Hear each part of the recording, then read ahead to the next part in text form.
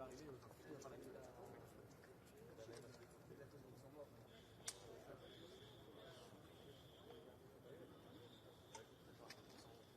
C'est plutôt... Oui. Oui, mais on va me voir. On va me voir. Hello.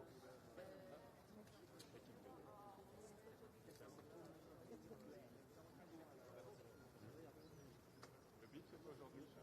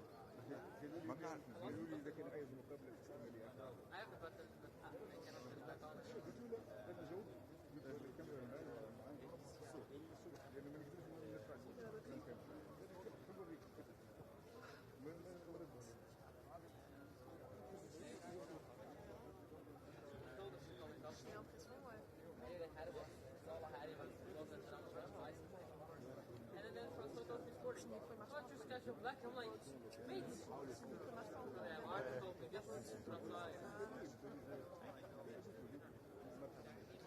a des batteries, hein.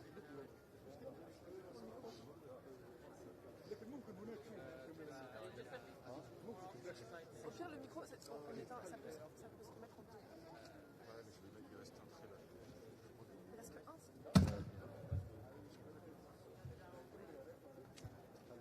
c'est en vrai, le micro, je peux éteindre et rallumer, ça marche.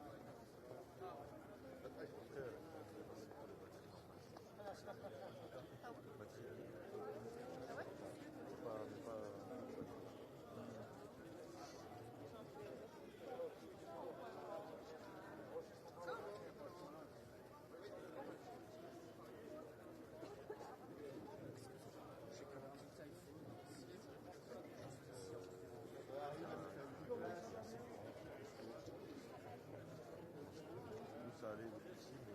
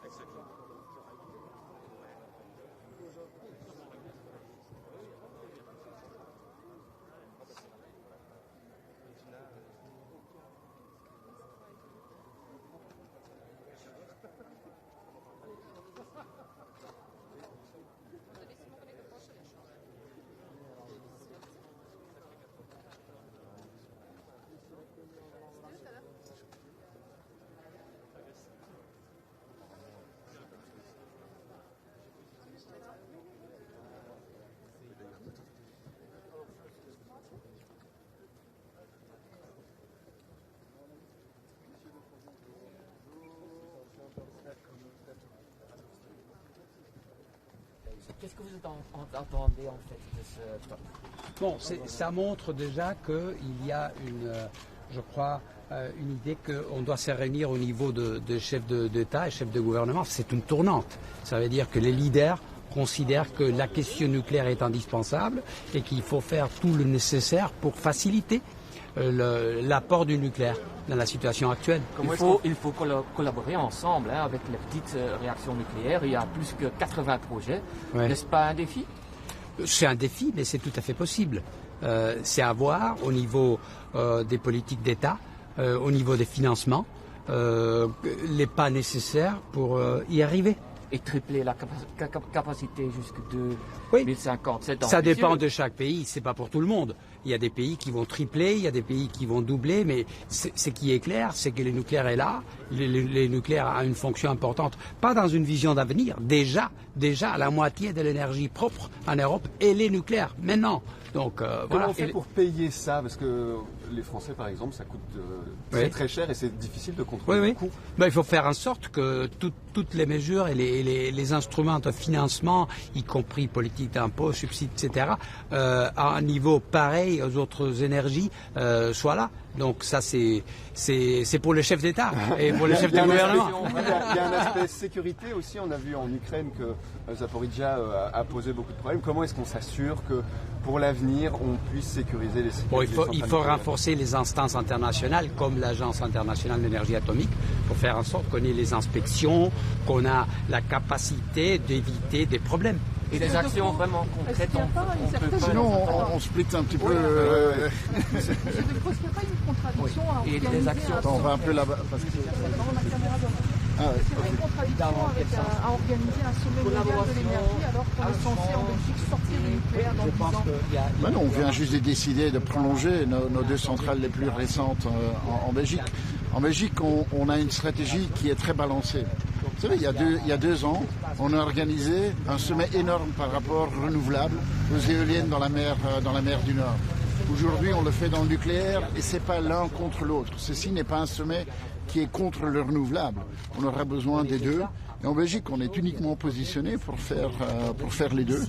On a finalement une stratégie qui est à 20 ans, qui est balancée en Belgique. Et honnêtement, si on veut décarboner, si on veut aller vers net zero en 2050, on aura besoin de toutes les technologies renouvelables, mais nucléaires aussi. Est-ce qu'il va falloir changer la loi alors?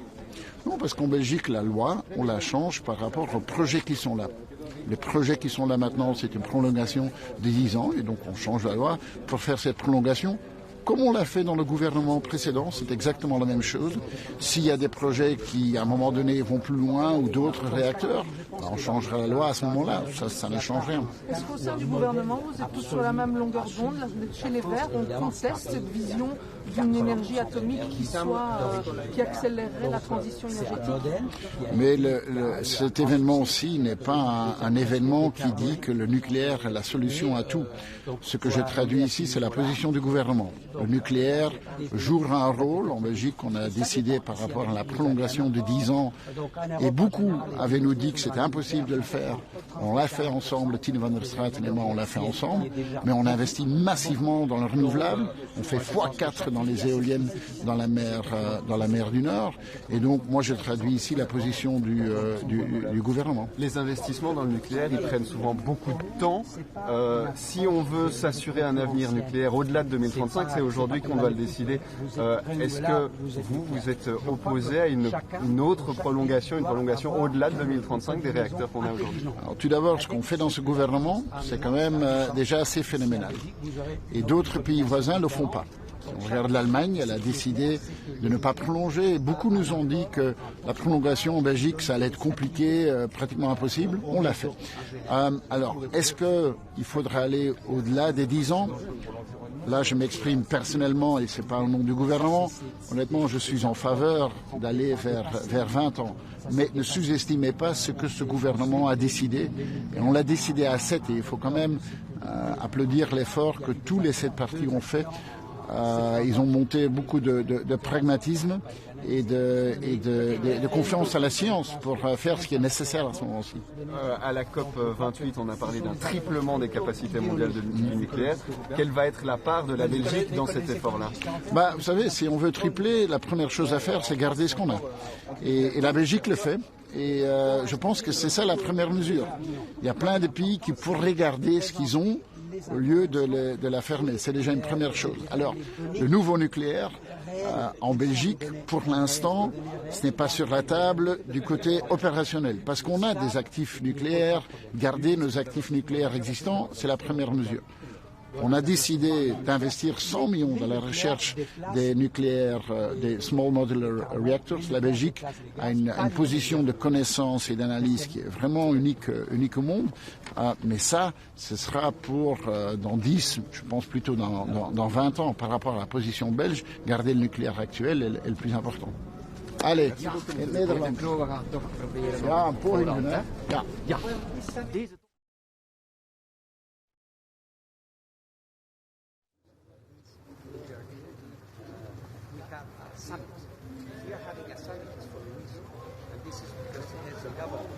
Presidents, they believe that in the current context, energy-wise, security-wise, nuclear has a very, very important contribution to make, including research. So I believe that this is Explosief en hernieuwbaar. Onze windmolens op de Noordzee gaan maal 4. En we houden de meest recente nucleaire centrales, waardoor we een gebalanceerde strategie hebben. Vele landen zijn jaloers op wat wij kunnen in ons land. Deze top zorgt ervoor dat we over de nucleaire toekomst eindelijk spreken op het niveau van regeringsleiders, op het niveau van staatshoofden. Dat is de eerste maal ooit. En ons land organiseert dat. Dat is een grote erkenning voor de bijzonder grote kennis die we hebben in het nucleaire domein. Ja, maar het is spreken, nog geen concrete acties. Dat zullen de verschillende landen duidelijk maken. Ik zal hier duidelijk maken wat ons land gedaan heeft. De verlenging van de 2 meest recente kerncentrales is iets waarvan velen zeiden, dat is onmogelijk, u gaat daar niet in slagen. Ik ben daar wel in geslaagd. Ik heb dat met Stine van der Straten volledig kunnen onderhandelen. Andere landen zullen waarschijnlijk andere plannen duidelijk maken. Het verlengen van huidige centrales, er zijn best wel nog een aantal andere Europese landen die dat zouden kunnen doen en dat zou ons kunnen helpen. Voor andere landen zal het eerder gaan over nieuwe nucleaire capaciteit. Maar dat zijn vaak landen die geen bestaande capaciteit hebben. We hebben een bestaande capaciteit. Het gebruiken van de bestaande is al een grote stap. Nu, u spreekt al over geen 10 jaar, maar nog eens 10 jaar erbij. 20 jaar onze meest recente kernreactoren. En we zien dan uw minister van Energie, die nu op de alternatieve top zit. Zeg maar de mensen die anti-nucleair zijn. Ik kan mij voorstellen dat voorspellingen zorgt in de regering dat we daar niet op dezelfde lijn zitten. Nee, absoluut niet. Eerst en vooral Stine van der Straten gaat naar beide evenementen en zal dezelfde boodschap brengen op beide evenementen. Het is toch opvallend dat ze naar de anti-nucleaire top ook gaat. Hè? Nou, weet u, we zijn een land waar je vrije meningen mag hebben. En gelukkig maar dat we een land zijn met vrije meningen. In landen waar geen vrije meningen zijn, is het toch minder goed leven. De positie van de regering is een verlenging van 10 jaar. En de verlenging van 10 jaar, velen hebben eraan getwijfeld en wij hebben dat gedaan. Maar u spreekt al over 20 jaar, hè? Persoonlijk, en nu spreek ik niet in naam van de regering, denk ik dat we verder moeten gaan en dat de verlenging van 20 jaar het juiste is. Maar dat zal een taak voor een volgende regering zijn. Deze verlenging van 10 jaar, die is toch opmerkelijk. En de verlengingen die zijn altijd in fases van 10 jaar. Dat is omwille van regulatoire redenen en operationele redenen. Maar deze stap die is al een zeer grote. Die houdt de nucleaire toekomst in ons land. Die was niet gegarandeerd. Deze regering heeft de nucleaire toekomst in ons land opengehouden. Volgende stappen. Persoonlijk heb ik daar mijn mening over, maar ik ga hier natuurlijk de positie van de Belgische regering vertegenwoordigen. Eventjes, 100 miljoen nog investeren in die kleine modulaire reactoren, maar we zitten daar niet bepaald aan de kop van het peloton. Hè? Er zijn al meer dan 80 projecten die er liggen. Is dat geld dan wel goed besteed? Ja, omdat de Belgische positie is een beetje anders dan in andere landen. Wij hebben vandaag geen nood aan SMR's, want wij hebben nucleaire activa. En als je wil dat we zo snel mogelijk resultaat boeken om naar net zero te gaan, dan moet je de bestaande centrales openhouden. Voor ons zal die kleine modulaire reactoren van de volgende generatie, die zullen voor ons interessant zijn. Omdat die op het gebied van afval een enorme stap vooruit zouden zijn. Dus wat wij moeten doen, is niet research gaan doen voor SMR's binnen 5 jaar, maar research doen voor SMR's binnen 20 jaar. En daarin speelt het SCK een zeer belangrijke rol. En dus wij zorgen ervoor dat we mee aan de tafel zitten. Maar de Belgische positie is een beetje anders dan in landen die weinig nucleaire capaciteit hebben. Maar iedereen is nog niet mee. Hè? De Duitsers bijvoorbeeld zijn er niet. Spanjaarden zijn er ook niet. En ook niet. Gewoon probleem is. Nee, want nucleair zal niet voor alle landen zijn. De verschillende Europese landen hebben daar verschillende posities. En wat belangrijk is, is dat je de ganse Europese mix bekijkt. En die ganse Europese mix zal nucleair een belangrijke rol spelen, net zoals hernieuwbaar een belangrijke rol zal spelen. En net zoals... niet ten nadele van het hernieuwbaar dan? Nee, absoluut niet. Als wij net zero willen zijn in 2050, gaan wij alle technologie nodig hebben. Men moet stoppen met die tegenstelling. Het is geen tegenstelling tussen nucleair en hernieuwbaar, integendeel. Het hebben van nucleaire capaciteit gaat hernieuwbaar juist sterker maken. Voilà. Ja, okay. Ja, natuurlijk.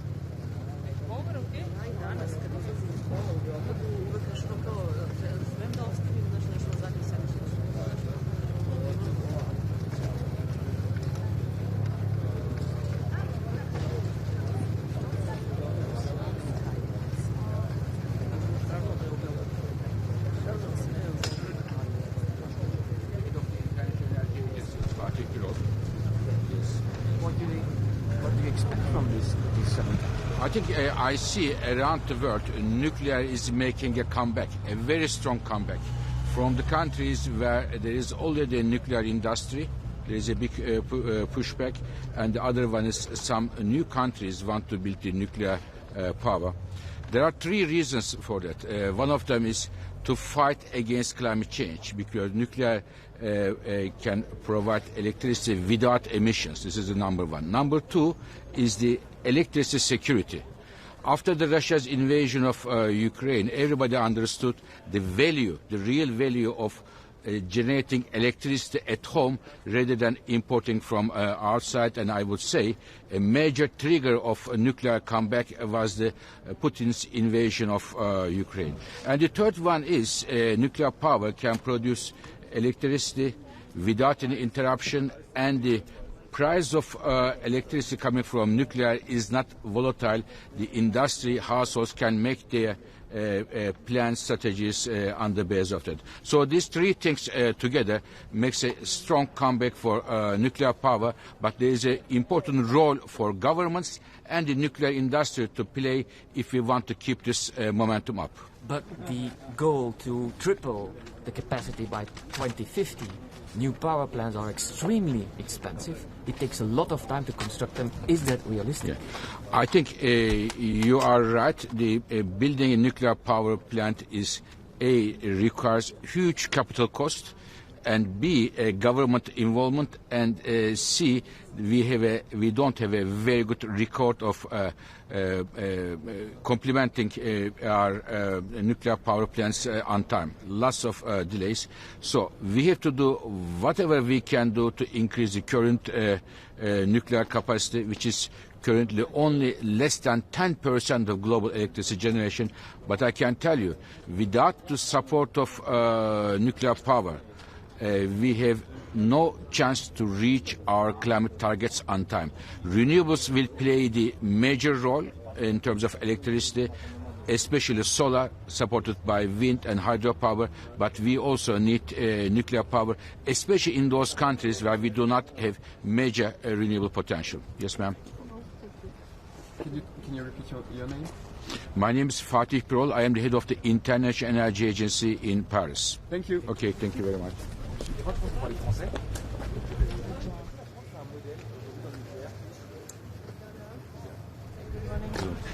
What role should nuclear energy play in the energy transition? I think nuclear will play a very important role for the clean electricity generation. I would, however, say that the major part of the future clean electricity will come from renewables, mainly solar, wind, hydropower, but nuclear has also a role to play to complement the renewable electricity, as nuclear provides electricity without any interruption. So there is a key role for nuclear to play. Whether or not nuclear will be able to play this role, we will understand today and the next meetings, because governments have a very important role in order to support new nuclear plants.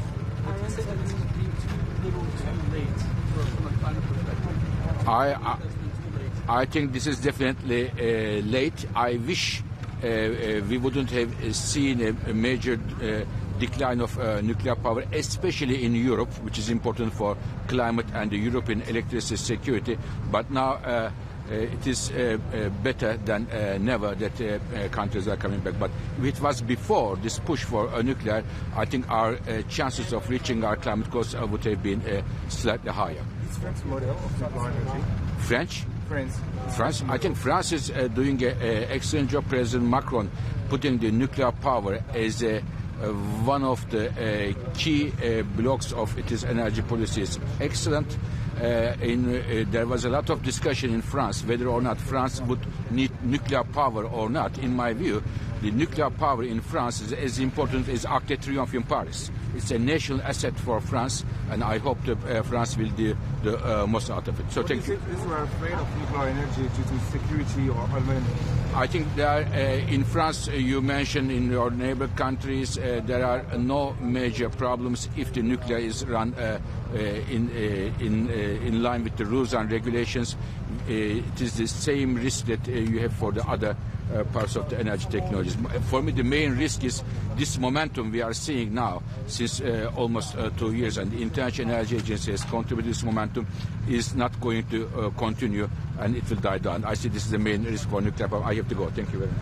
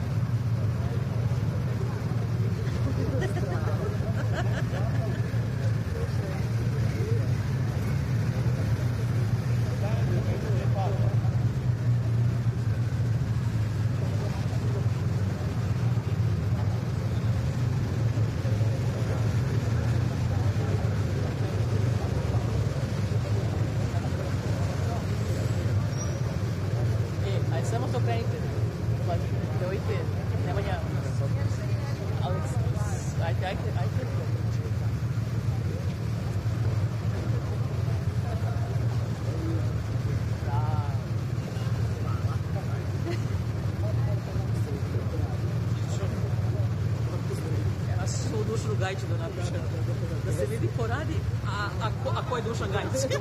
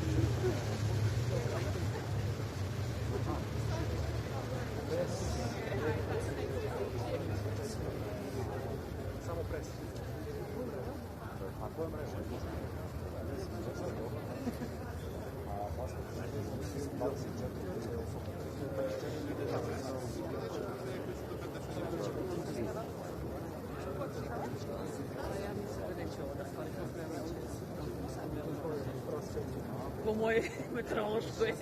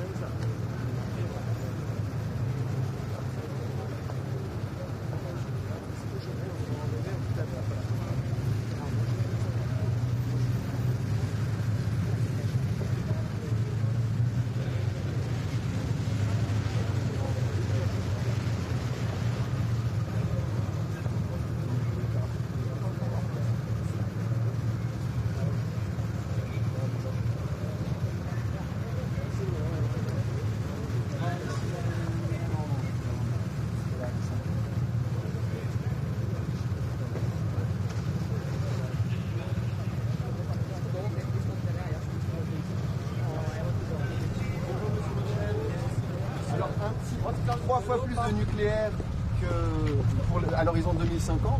Est-ce que Et l'Union européenne va s'y mettre aussi. Dans la question du mix énergétique, ce sont un des choix faits par les États membres. C'est un premier point.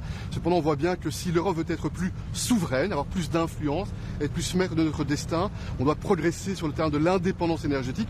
Et il est certain que le nucléaire est une des sources qui aide à donner plus d'indépendance, donc plus de liberté et plus d'influence.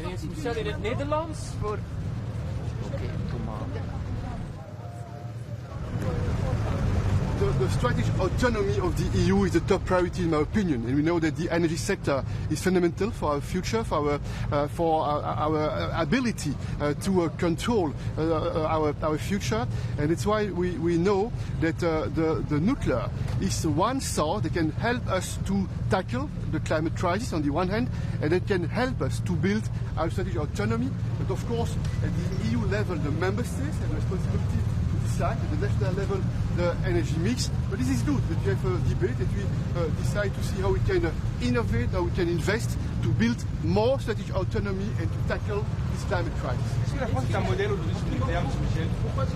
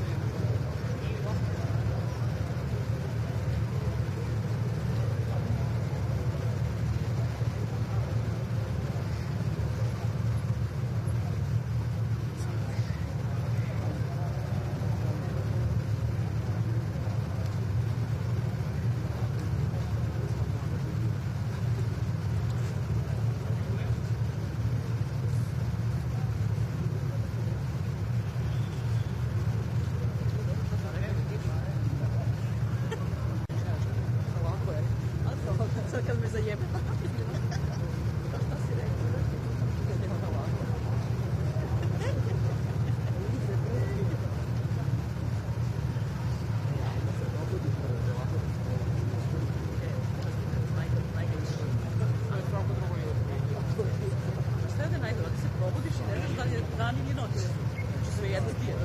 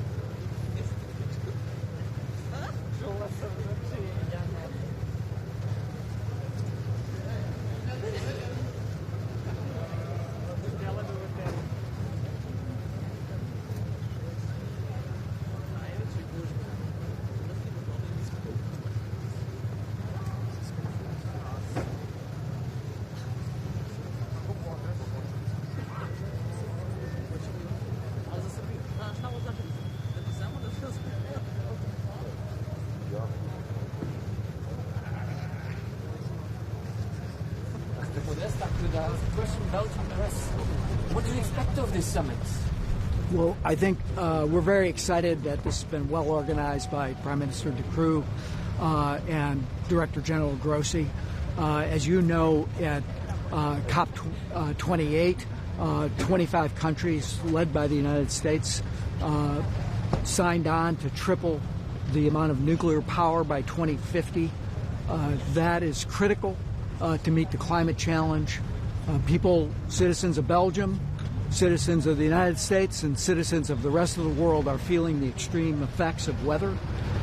We have to utilize clean energy resources, and nuclear power will be part of that. We're undertaking that in the United States, and I think what this summit will do will put a marker down that expansion of nuclear power is critical for tackling the climate crisis that is really beginning to disturb virtually everyone across the globe. So Belgium and the United States have always worked together.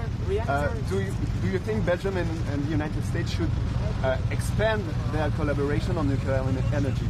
I think that this demonstrates that we are beginning to expand our collaboration on nuclear energy, and we look forward to further discussions in that regard. But we're on a path through support from the Inflation Reduction Act in the United States, and we just secured $2.7 billion to restart our enrichment program, particularly for advanced fuels like HALEU in the United States. That happened just last week in the Congress. So we want to work with partners around the globe to ensure that we have secure supply chains. And what I would say is, particularly from the U.S. perspective, we have a long history with nuclear power and a commitment and a demonstrated prowess in safe, reliable, secure nuclear power. So we look forward to working with countries across the world, and certainly with Belgium. Yes, Belgium will invest 100 euros in a Westinghouse small nuclear reactor. That's an American firm. What do you think of that? Well, as I said, I think the U.S. nuclear supply chain, particularly in the new designs and the advanced reactors, small modular reactors, are reliable, safe, secure, and what we've seen in the United States, really, particularly because of the Inflation Reduction Act, is a massive investment in clean energy technology, including nuclear. But across the board, we've had over $650 billion announced investment since President Biden took office. More than half of that is in clean energy. That's across the board in things like batteries, electric vehicles, solar supply chains, deployment of solar and wind. We're building an offshore wind industry on the East Coast. Belgium and other European companies are participating in that, so we're very excited about all this. Yes, I think I have to go in. It took decades to About develop. development banks, what are the odds of getting development banks to help finance nuclear? Can it be justified with the cost of I think that that there's certainly interest by developing countries to be able to have support from the World Bank and other development banks, and we're supporting the French initiative to encourage the World Bank and other development banks to eliminate the restriction on funding nuclear. So I'm optimistic about that, but we'll see. Yeah. All right, thank you.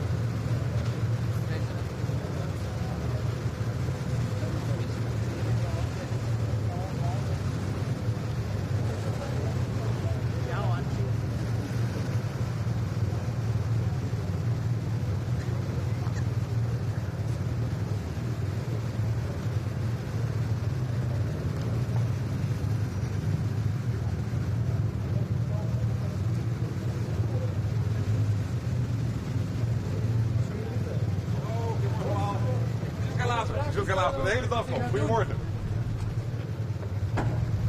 Goedemorgen. Just one question.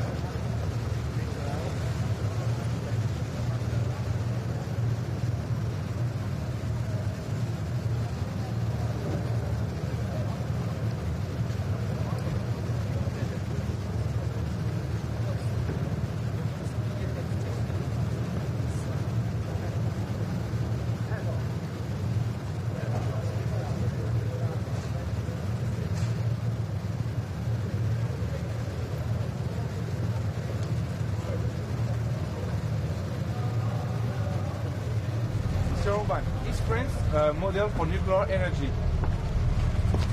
Is France, our country, the model for nuclear energy? No, they are doing very well. But for Hungary, the model is Hungary, you know. What do you expect from the summit, Mr.? Energy issue very often is a hostage of ideological approaches, which is bad. Energy is not an ideological issue and not a geopolitical one. It's energy is a question of energy. So we would like to get out of that hostage position of the nuclear energy and approach and consider it as it is. This is the only source of energy which could be non-dangerous for the people in terms of pollution and at the same time produce big quantity what we need. So Hungary is very much in favor of that. Good luck.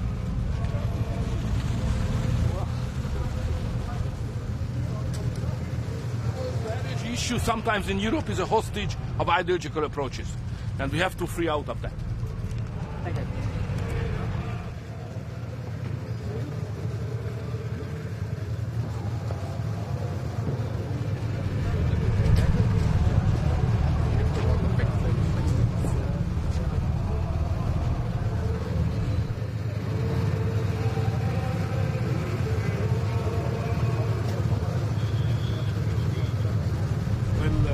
Pakistan greatly appreciates the initiative of IAEA and the Belgian government for holding the first ever nuclear energy summit in Belgium.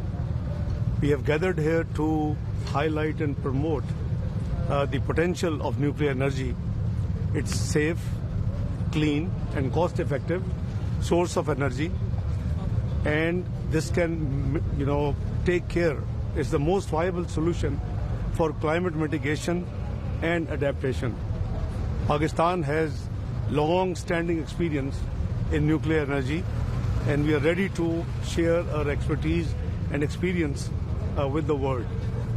I believe that the developing world must have an access to the nuclear energy, and for that matter, the multilateral financial institutions should come forward and start aggressively financing the nuclear energy projects. Thank you very much.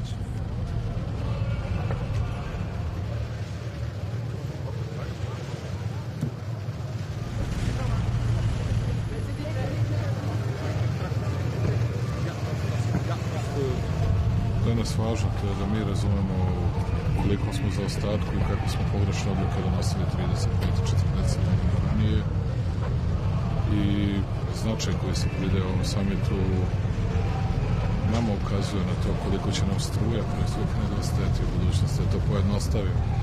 Bez nuklearne energije mi nećemo biti u stanju da preživimo i dolazak veštačke inteligencije, električnih automobila, naša sve veća lenjost po pitanju iskopavanja otkrivki uglja, neophodnost da se odričemo fosilnih goriva, nuklearna energija, zelena energija i sve drugo nas stavlja u poziciju da ćemo morati da menjamo naše zakonske norme, da ćemo morati istovremeno da menjamo naše navike, ali da ćemo morati i da dovodimo ljude naše iz inostranstva jer nemamo dovoljan broj stručnih ljudi i da ćemo morati da obezbedimo značajna finansijska sredstva u budućnosti da bismo sve to mogli da napravimo. Tako da, bit će zanimljivo. Hvala, vidimo se.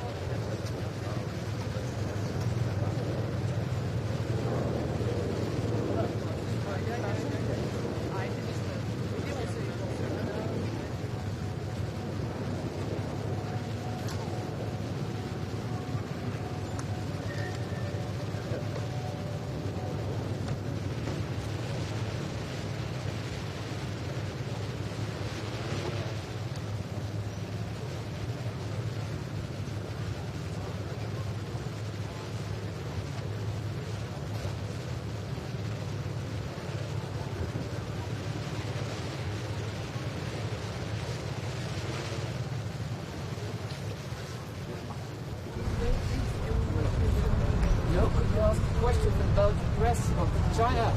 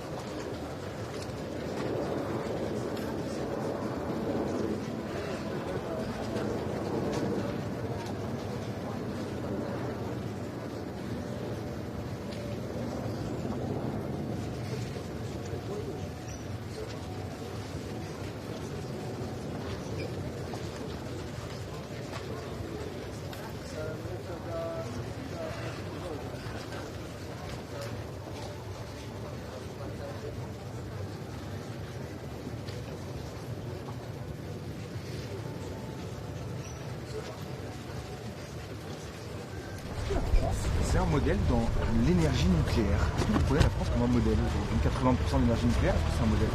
Je crois que la France a beaucoup d'expérience avec l'énergie nucléaire et les idées que nous abordons aujourd'hui, c'est comment faire que l'énergie nucléaire, qui n'ajoute pas aux émissions de CO2, peut aider pour tous les besoins de notre énergie dans les années à venir. Alors l'expérience de la France, qui a pas mal de stations nucléaires, c'est toujours utile. Est-ce que vaut mieux le nucléaire aux énergies renouvelables? Elles sont compatibles. Merci. La France, comme le plus grand fournisseur d'électricité, qu'est-ce que vous attendez du top? De cette sommet? Je crois que c'est bien que dans le contexte de décarbonisation, qu'on aborde la question de l'utilité de l'énergie nucléaire, parce qu'il n'y a pas d'émissions de CO2, et tous les pays qui ont des centrales nucléaires ont une certaine expérience que les autres pays membres de l'Union peuvent partager. Qu'est-ce que vous attendez de ce sommet concrètement? Qu'est-ce qu'elle doit refléter, la déclaration finale? Les idées de financement de l'énergie nucléaire dans l'avenir. Merci. Za sve. Dakle, bitno je kako ćemo koristiti nuklearnu energiju u budućnosti za proizvodnju električne energije. Za Hrvatsku je to posebno bitno kao 50% suvlasnica nuklearne elektrane Krško, iz koje dolazi između 15 i 20% potreba za našu električnu energiju i sigurno je da moramo vidjeti u budućnosti kako nuklearnu energiju učiniti što bolje financiranom i što lakše financiranom od strane europskih sredstava. Hoćete razgovarati sa predsjednikom Vučićem danas? Uvijek se sretnemo na samitima. Hvala. Pourquoi ce sommet est si important aujourd'hui? Il est important parce qu'il faut discuter l'énergie nucléaire dans le contexte de décarbonisation. Il s'agit d'énergie où il n'y a pas des émissions additionnelles de CO2 et dans le contexte de financement de l'énergie nucléaire dans l'avenir. Alors, le nucléaire, c'est un risque qui est trop cher. Le nouveau nucléaire, la priorité, c'est d'abord d'aller avec l'ancien nucléaire et de pouvoir refaire de nouvelles centrales peut-être dans le futur. Oui, il y a deux pistes. Une piste, c'est nouvelle, et l'autre, c'est d'améliorer et prolonger la vie des centrales nucléaires que nous avons aujourd'hui. Le mix énergétique, le nucléaire, il n'est pas incompatible avec les énergies renouvelables? Pas du tout, je crois qu'ils sont compatibles. Chez nous, par exemple, la centrale nucléaire que nous avons en Slovénie, qui est copropriétaire avec la Croatie de 50%, c'est entre 15 et 20% de nos besoins d'énergie électrique. Est-ce qu'ici on n'est pas trop tard en Europe? Est-ce qu'on n'a pas raté cette transition pour le nucléaire? Non, pas en arrière? Non, je ne crois pas. Tout ça qui se passe aujourd'hui, c'est dans le contexte de 2050, de l'idée que le continent européen sera neutre du point de vue de décarbonisation. Merci. Merci.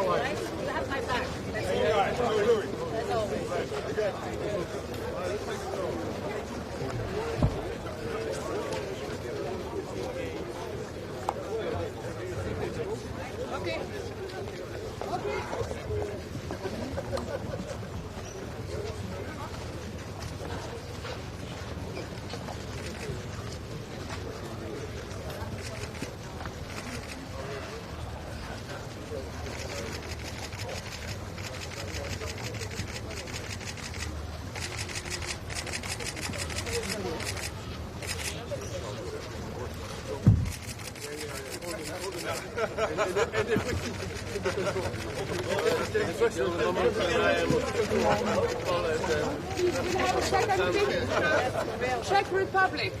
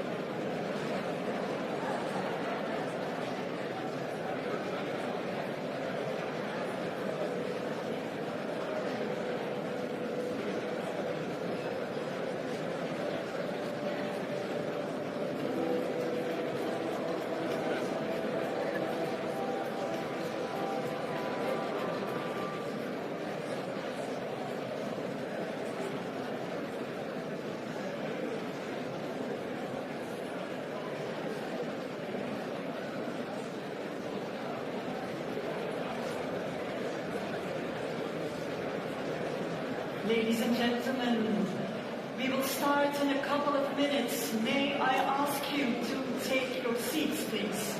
Thank you.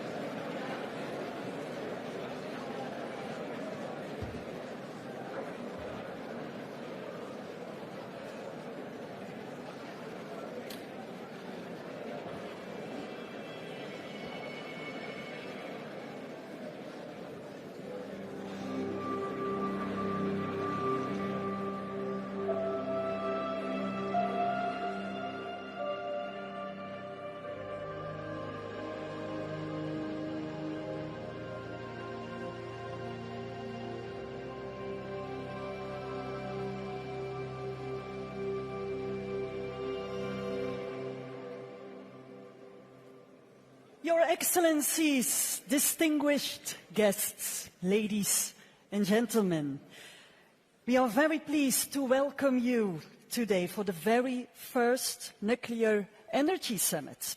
This is the highest level meeting to date, exclusively focused on the topic of nuclear energy. And this summit is a testament to the open and innovative spirit of Brussels, and the Atomium is a symbol of that. Today will feature national statements by each of the delegations present, a host press conference, and a sequence of panel discussions to debate the place of nuclear power in our road to net zero. Allow me to give the floor to one of today's hosts, the Belgian Prime Minister, for his opening remarks. Please welcome Mr. Alexander De Croo.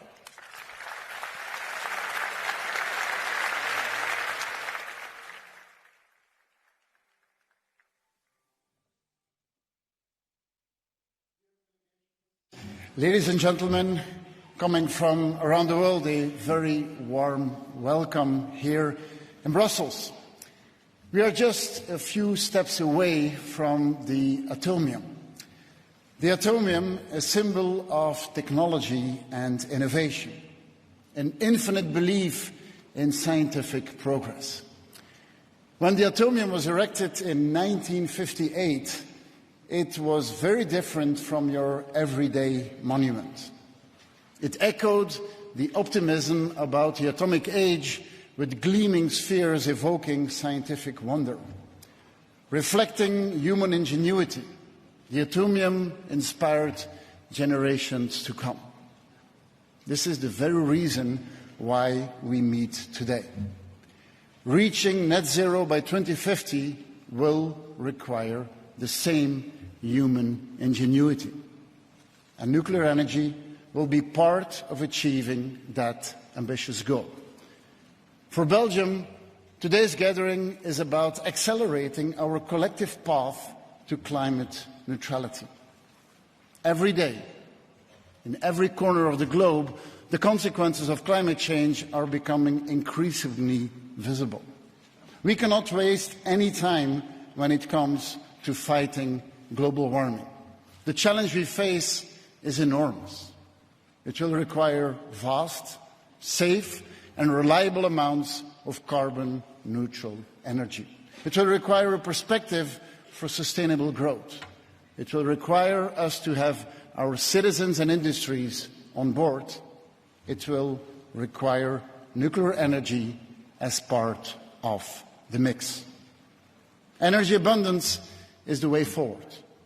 Our energy future depends on pursuing an and story, not and/or. And that is exactly what Belgium has done over recent years, by investing massively in offshore renewable energy. Our coastline is very limited, but we are quadrupling our offshore wind power production in the North Sea. By 2030, our production will cover the electricity consumption of 5 million households, almost all of our population. We are erecting the world's first energy island in our waters, with interconnectors that will connect wind farms from all over Northern Europe. But Belgium has also decided to extend the operations of its youngest power plants for a further 10 years. And we are investing 100 million in SMR research. Our approach must be comprehensive, embracing different energy sources, navigating the complexities of energy security in the 21st century. This first Nuclear Energy Summit brings together over 300 CEOs, entrepreneurs, scientists and civil society figures alongside 37 political leaders. You will plan our common energy future together, from intentions to projects, from PowerPoints to standardization and scalability. To achieve our goals, we will need your ingenuity. Governments, but even more so, our citizens and private partners.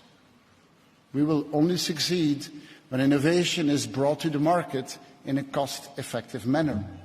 Repeatability is at its heart, pushing back the optimism bias that all too often hinders budgeting and planning.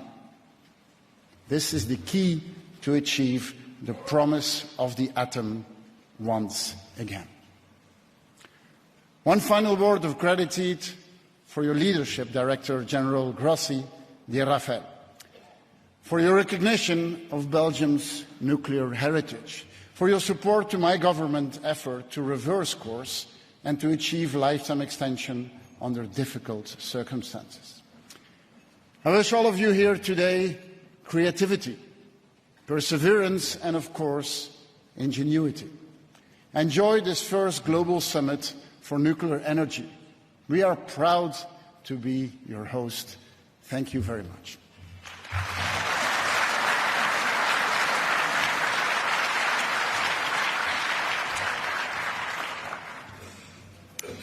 Thank you very much, Prime Minister De Croo.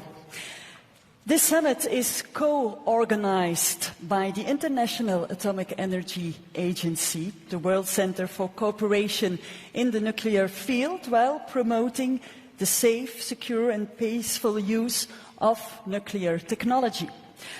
I would therefore like to give the floor to the Director General of the International Atomic Energy Agency for his opening remarks, Dr. Rafael Mariano Grossi.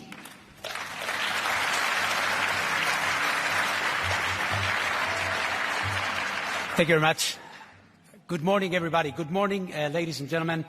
Dear Alexander, thank you for hosting us for this first ever nuclear energy summit.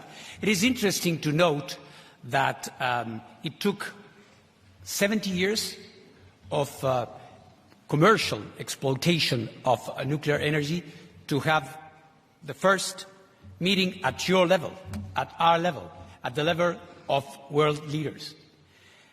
And it's logical that it happens now. Could have happened before, but now it is not a good thing to have. It is a need. It is a necessary thing to have. There is a convergence of factors that we all know and you as leaders are dealing with every day. There is an energy crisis, an energy dilemma. There are also undeniable tensions in the world, and we know for a fact that nuclear energy today, not as a prospect, not as a plan, not as a utopian idea, is today, as we speak, providing a quarter, 25% of the clean energy which is produced in the world, and here in Europe, half of it. But more is needed in a collaborative way. As Alexander was wisely saying, this is not a beauty contest. This is a fight where we have to use all the available, dispatchable, CO2-free energy sources for the common challenge, which is to decarbonize our energy matrices as soon as we can. And we are moving in that direction. As I was saying, it took 7 years to get to the first summit. It took 28 conferences on climate change to recognize at long last that nuclear should be accelerated. And it's good that it has happened. Better late than never. And now we need to see what is needed so that this is done in the right way. And this is why the IAEA is part of the effort. This is why we are here. Because we were created in the 1950s, more or less at the time the beautiful atomium was being built. In fact, the atomium was 58. The IAEA was created in 57, after the 1953 Atoms for Peace speech by President Eisenhower at the United Nations. Atoms for Peace is what we need. And Atoms for Peace is all about the challenge that we have in front of us. The important thing is that this, in a world that is, of course, confronted with all these tensions and differences, this, as you can see here, this is a global effort. It's not Europe, it's Africa, it's Asia, it's Latin America, it's North America. It's the world that needs this to get its act together and to do it in a better way. But of course, when we meet at this level of leaders, it's not to celebrate or simply to commemorate something, it's to think about how to do it better and how to do it right.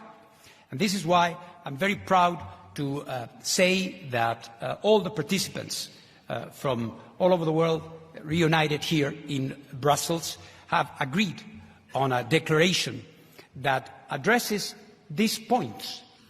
This declaration addresses all these points, but also focuses on what we still need to do in order to facilitate, to make possible that this promise, that this factor, that the nuclear factor is there in the right way. And what we have in mind here, of course, is aspects that are very, very concrete, very tangible, like the financing, for example. And we know that still we do have, or we do not have, rather, a level playing field when it comes to integrating nuclear. We still have an international financial institutions and architecture that in some cases, even today, prevents, forbids financing of nuclear projects. But we have moved beyond that. A page has been turned, and we have to make sure that we are well aligned to do what we need to do. This is why we are so happy to be here. This is why the first ever nuclear energy summit is marking a way forward. And the IAEA is going, of course, to be playing its role, to make sure that whenever that happens, whenever nuclear energy is used, whenever we are benefiting from that, this is going to be done in a safe, secure, and in a non-proliferation way. So thank you again, Alexander, for having so graciously hosted this important historic meeting. We are there. We are going to be working together. This is a decision. Nuclear energy will be part of the solution, and we are very happy to be doing it with you. Thank you very much.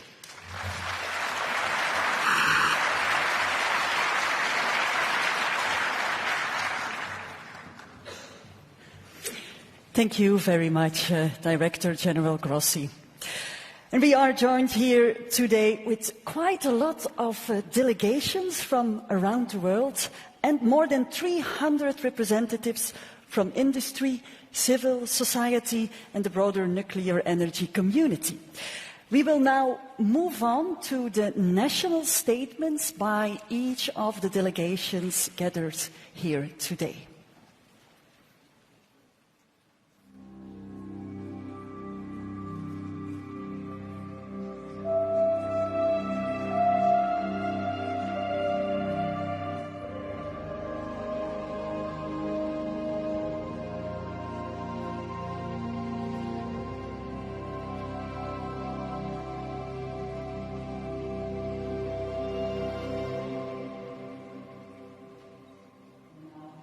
Welcome the President of the European Council, His Excellency Charles Michel.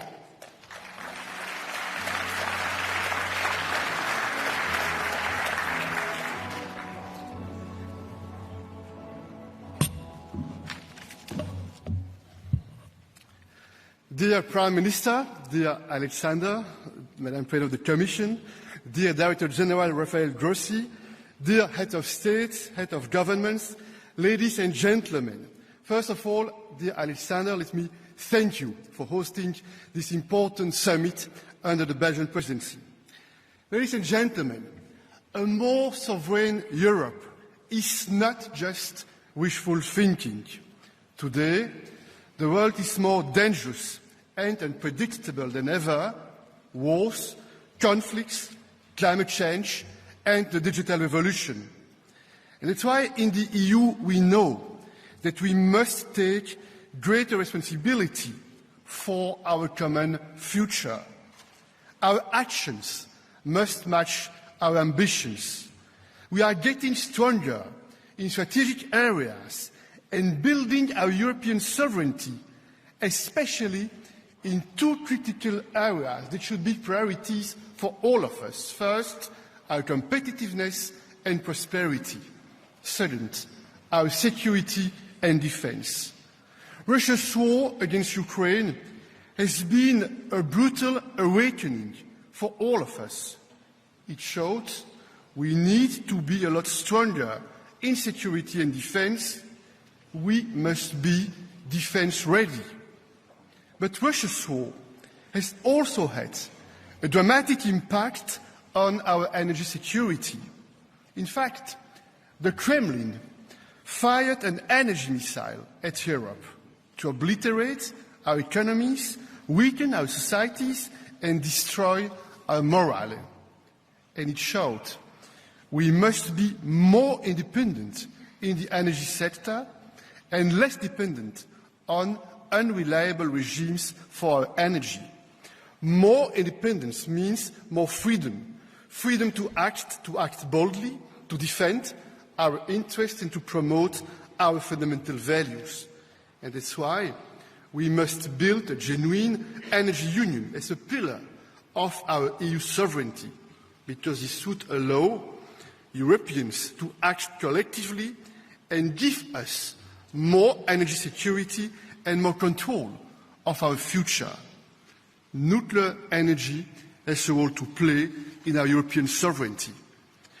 Ladies and gentlemen, dear friends, nuclear energy accounts for about 10% of electricity generation globally. And in the EU, each member state decides on its own energy mix, including whether to include nuclear power or not. Nuclear can help ensure grid stability when fossil fuel power stations are phased out. Nuclear helps give our union more energy security.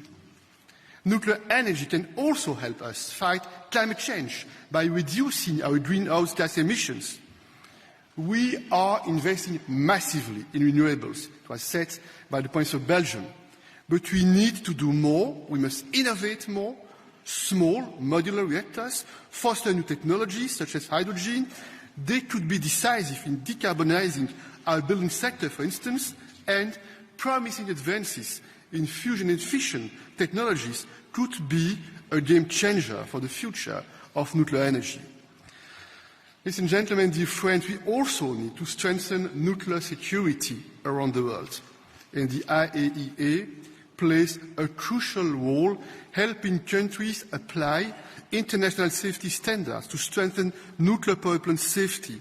Dear Director General, dear friend Rafael Grossi, the EU fully supports you, your work. The agency is playing a fundamental role in ensuring nuclear energy is used for safe, secure and peaceful purposes. Ladies and gentlemen, the green and energy transition is a challenge for every country across the globe, and nuclear has a role in supporting these transitions that affect every human being, no matter where they live on this planet. Today, again, Europe is being severely challenged. European sovereignty is, I am convinced, our best answer to this challenge, our path to making the EU stronger, more independent and more influential. We will deliver on this vision. I thank you.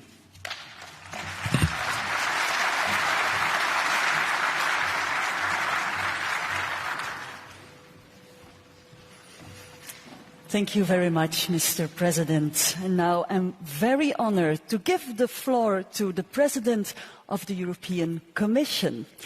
May I ask you a warm welcome to Her Excellency, Ursula von der Leyen.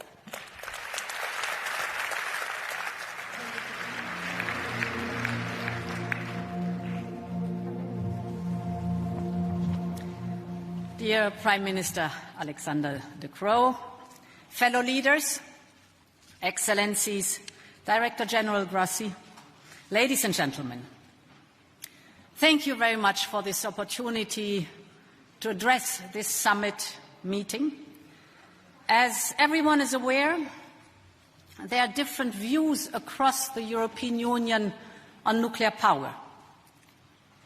But I am here because I believe that in countries that are open to the technology, nuclear technology can play an important role in the clean energy transition.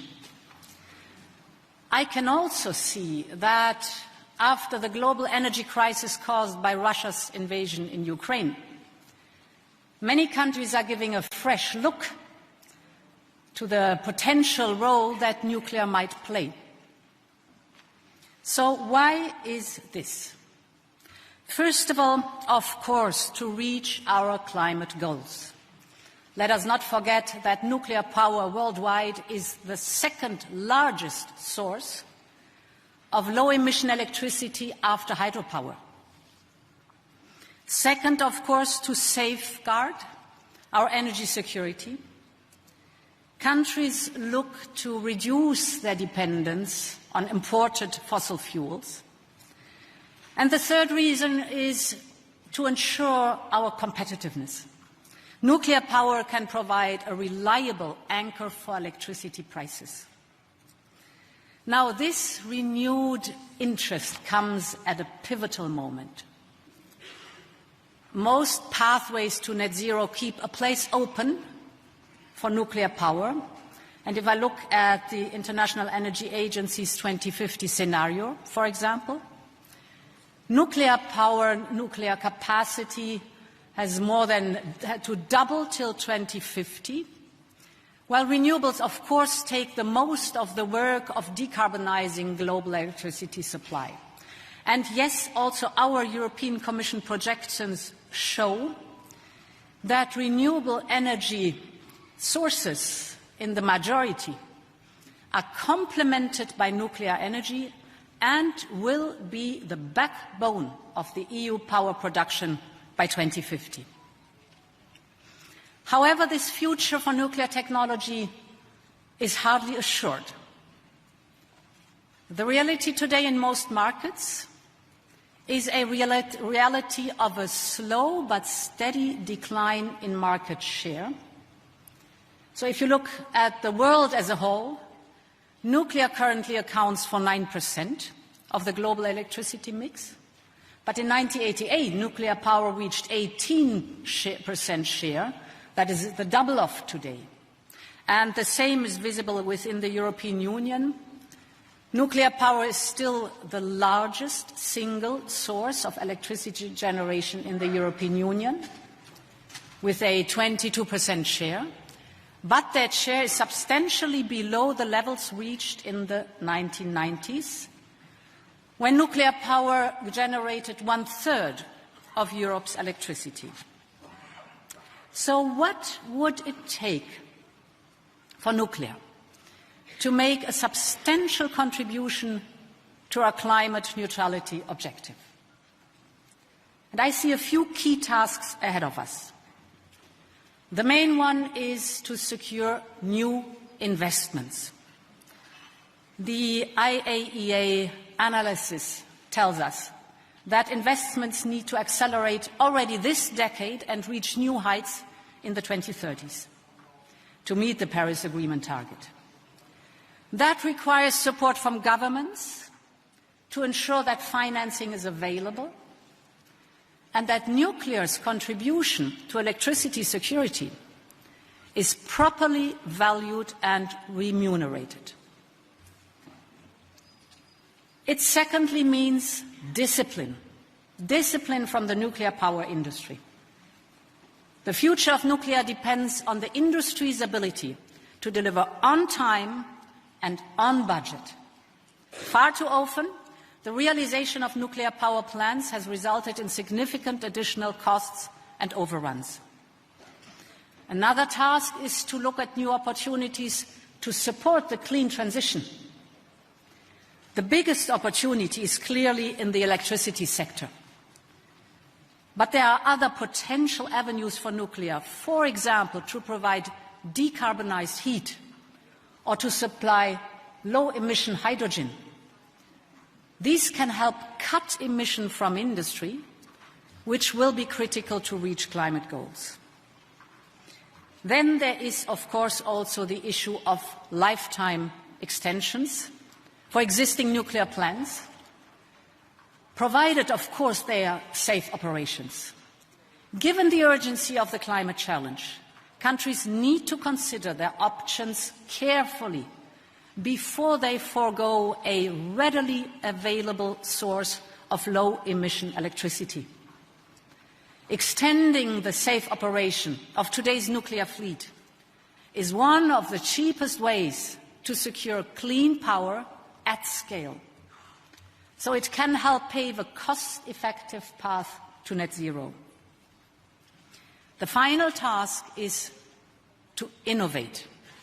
Innovation in nuclear technologies is a very dynamic space, particularly for nuclear power technologies such as small modular reactors. And of course, as with every emergent technology, there are ups and downs, successes and failures. That is quite normal. But SMRs are a promising technology, and there is a race underway. The race is among leading countries and companies to prove this technology and bring it to the market. More than 80 projects around the world are moving forward, and several of our member states have expressed a strong interest in SMRs, so let's go for it. So to conclude, I leave you with these 4 tasks. Invest now in climate neutrality 2050. Broaden your engagement with clean energy transition. Consider the extending of lifetimes of existing plants with full commitment to the highest level of safety, and innovate.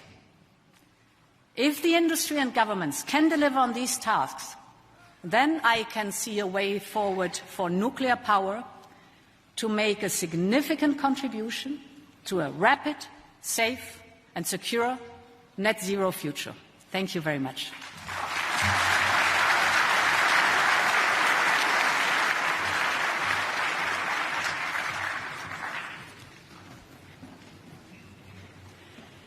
Thank you very much, Madam President von der Leyen.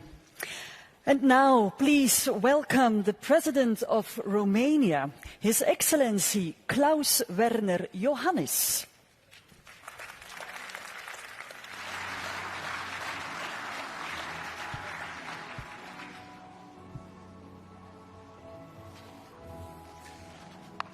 Thank you. Prime Minister De Croo, Director General Grossi, Heads of State and Government, Excellencies, ladies and gentlemen, allow me to start by thanking our hosts, Prime Minister De Croo and Director General Grossi, for organizing a summit stressing the urgency of climate action and the importance of nuclear energy in the global energy transition. This summit bears profound significance, emerging in the aftermath of the landmark inclusion of nuclear energy in the global stocktake at COP28 in Dubai. Climate change is a global challenge that requires coordinated action and ambitious measures. The International Atomic Energy Agency is crucial in facilitating cooperation towards increasing our social and economic development. Romania's cooperation with the agency will continue as we embark towards a more sustainable and energy-secure future. Ladies and gentlemen, Romania is determined to develop its nuclear energy program through enhancing large-scale production capacity and deploying the innovative small modular reactor technology by working with the United States and other key partners. Moreover, we aim to become a regional leader in nuclear energy operations and deployment, in training specialized workforce and a supply chain hub for nuclear energy production. In developing the National Nuclear Energy Program, we are committed to safety for the public and the environment, secure operation of our facilities, and full compliance with our non-proliferation requirements. Excellencies, I expect today's summit to strengthen the commitment to the expansion of nuclear power in the European Union and global energy mix. This commitment is essential for unlocking timely investments, for consolidating supply chains, and for training the next generation of nuclear energy specialists. I welcome recent steps taken in this regard by the European Commission, such as the European Industrial Alliance on Small Modular Reactors. We need to make sure that our nuclear energy ambitions benefit from suitable financial support, considering also the role of nuclear power in accelerating decarbonization. Combining public and private funding is crucial in creating a business model for accelerated nuclear deployment, easily replicable. We need to expand our investments in research, demonstration projects and development of nuclear materials and technologies.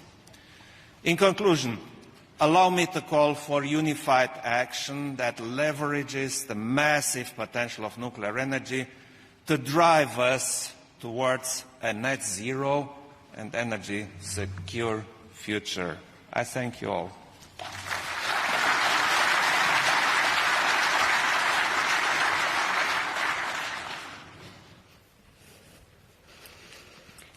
Thank you very much, Your Excellency. And now I would like to give the floor to the President of Serbia, His Excellency Aleksandar Vučić.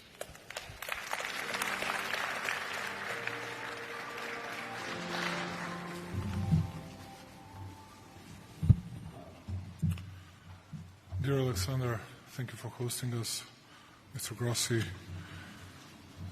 dear colleagues, dear friends, will do my best to be as brief as it is possible. You cannot learn a lot from Serbia on these issues because after the breakup of former Yugoslavia, we haven't had any experiences with nuclear energy. But I believe that this summit is of an utmost importance for the future of my country as well for the future of an entire European continent, and much more important than many meetings, gatherings, forums we attended so far, and which were like bureaucratically organized just to see each other and not to do many things. Why I believe this is very important? Because we are all ready to discuss big plans, big things in the future and for the future, but we don't know how to implement it. Number one, we said to ourselves that we need to at least double the production of military ordnance, armament, weaponry and everything else.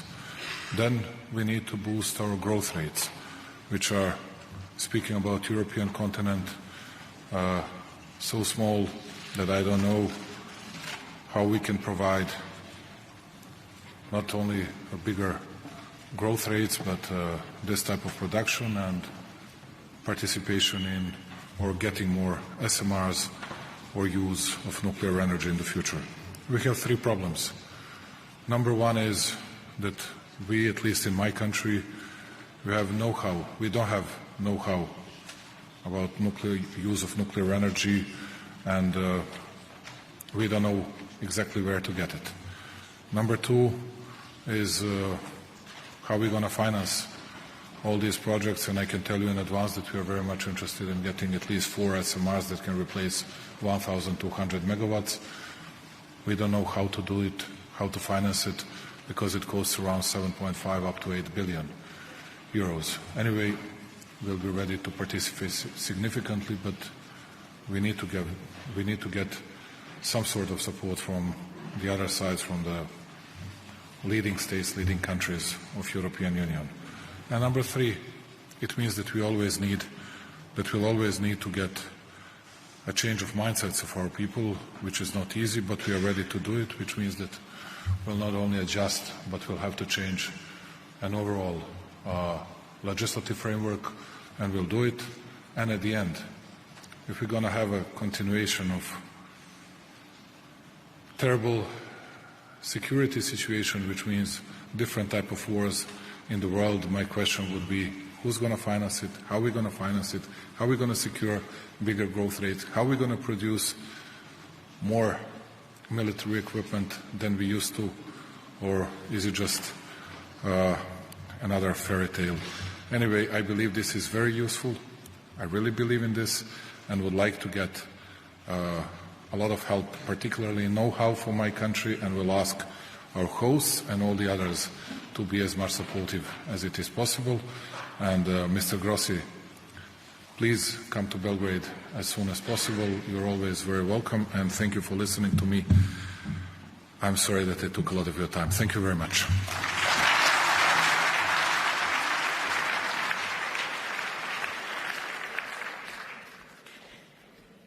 Thank you, Mr. President. And now please welcome the Prime Minister of Armenia, His Excellency Nikol Pashinyan.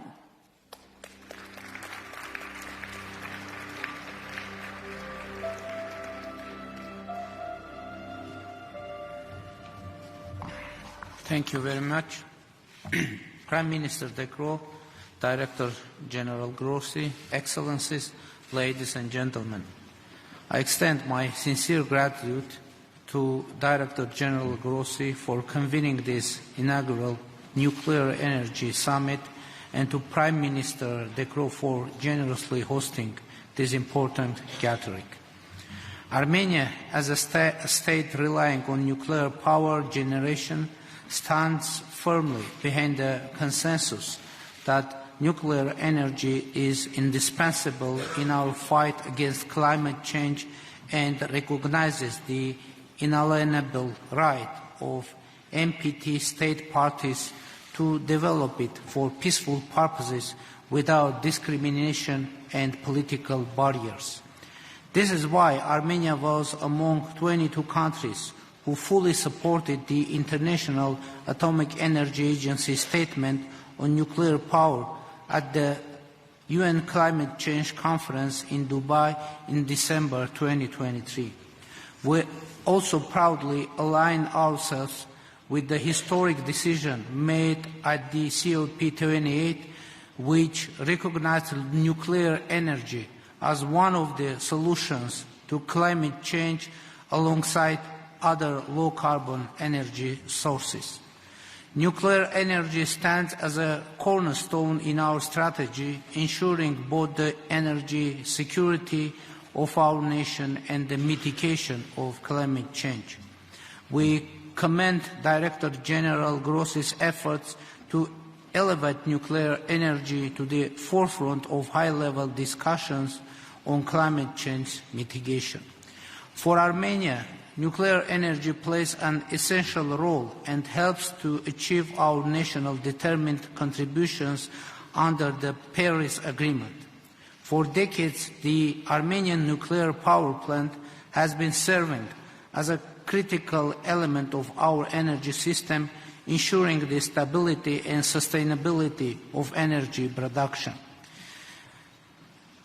Presently, about 30% of our country's electricity derives from nuclear energy.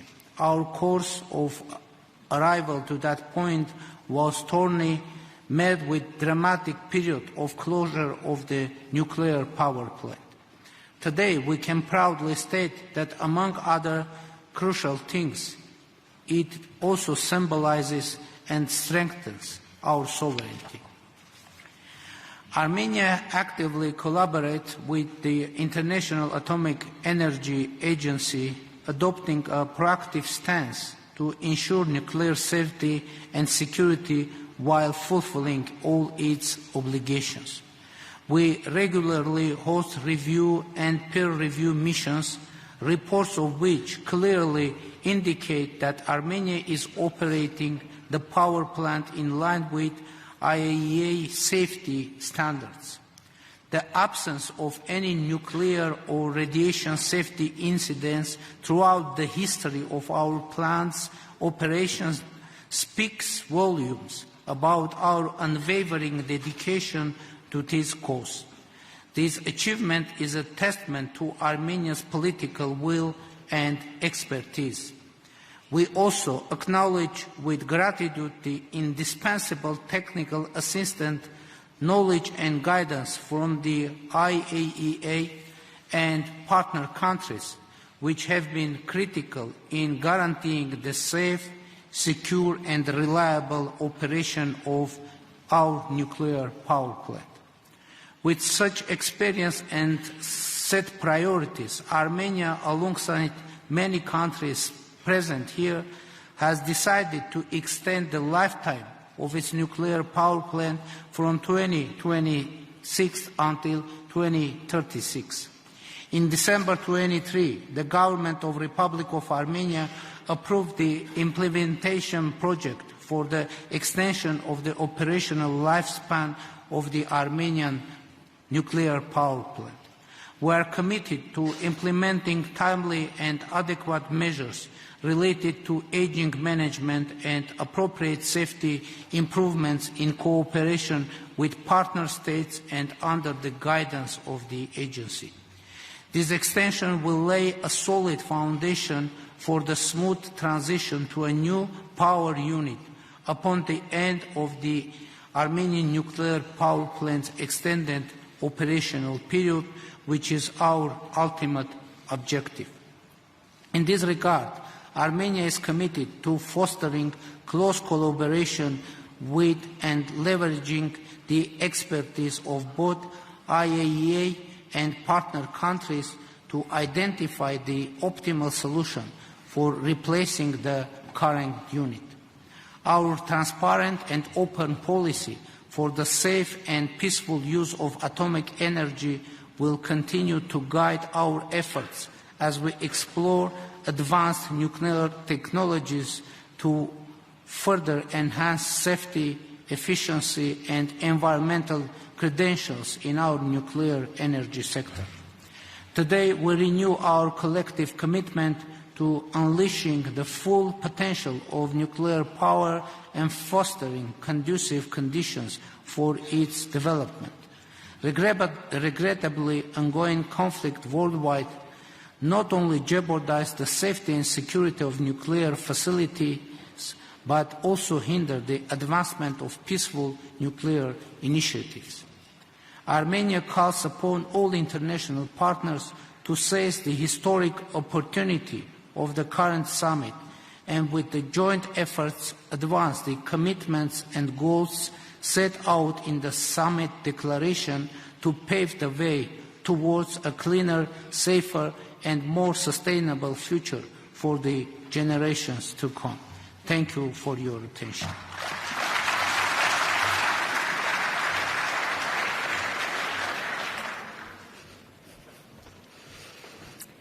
Thank you, Mr. Prime Minister. May I ask a warm welcome for our next speaker, Prime Minister of Bulgaria, His Excellency Nikolai Denkov.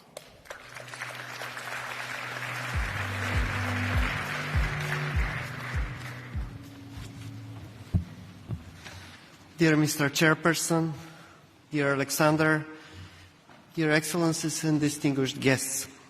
First, I would like to thank the International Atomic Energy Agency and to Belgium for hosting this inaugural Nuclear Energy Summit. Nuclear power plays an important role in ensuring national, regional and global energy security.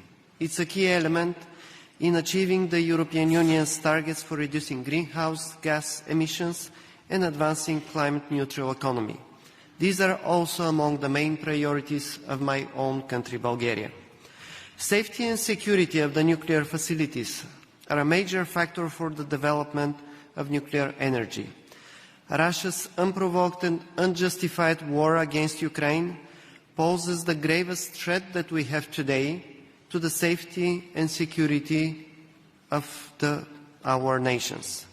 Russia's illegal seizure of Zaporizhzhia nuclear power plant has led to unprecedented nuclear safety and security breaches that threaten Ukraine and the wider European region.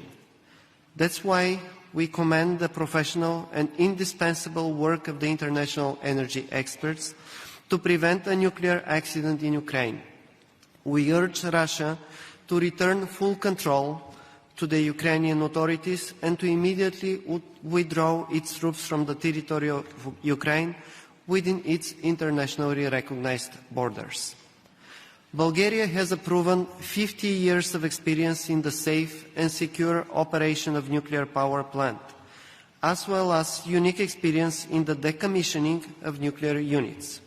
We will continue to rely on nuclear power as a major factor in our country's energy balance under the conditions of high technology, production efficiency, no greenhouse emissions,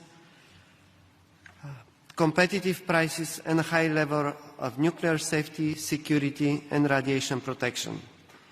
Investing in new nuclear generation is seen as one of the cornerstones of our national strategy, allowing scale-up of renewables and achieving net zero industry in the country and the whole region.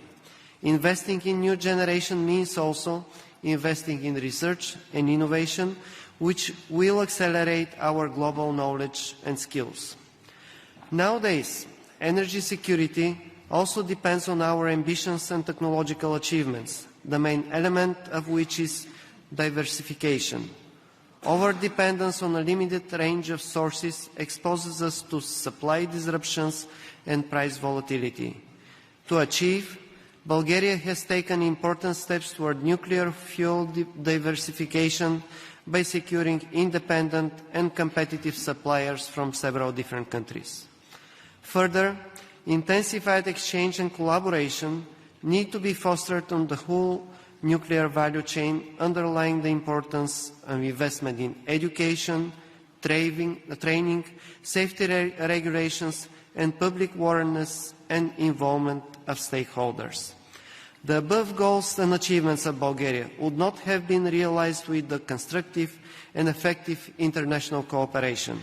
We thus reaffirm again the central role of the international agency in strengthening and coordinating states' joint efforts while promoting a strong and sustainable global framework for nuclear safety and security.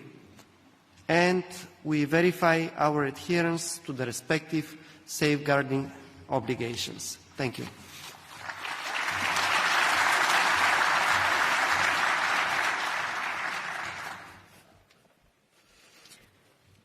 Thank you, Your Excellency. And now please welcome Xi Jinping's Special Representative and Vice Prime Minister of China, His Excellency Zhang Kuntin.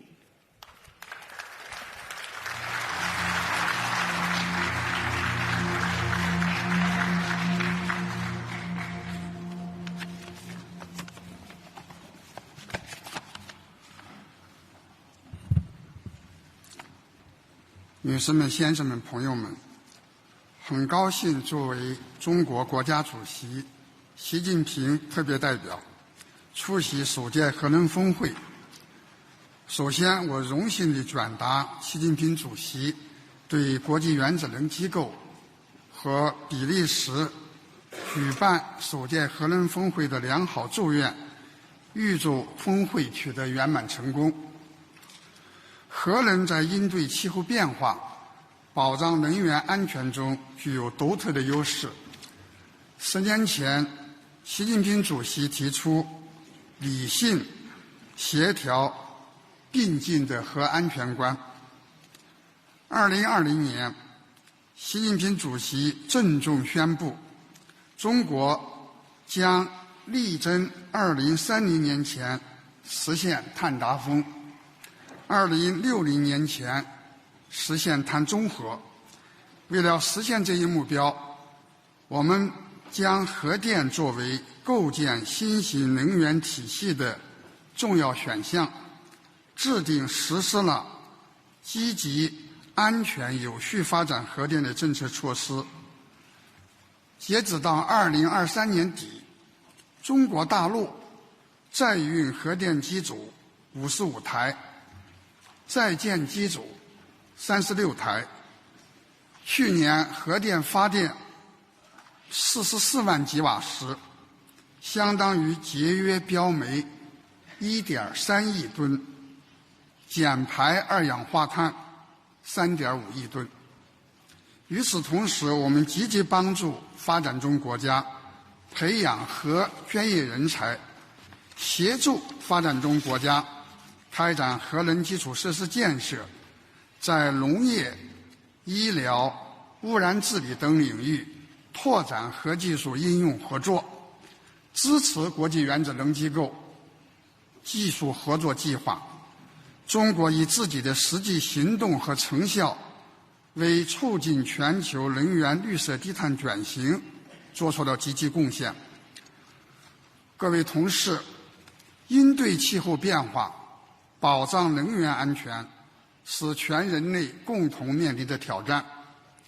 习近平主席提出了全球发展倡议、全球安全倡议、全球文明倡议。我们愿同各方携手行动，共同推动核能更好助力全球经济、社会和环境可持续发展。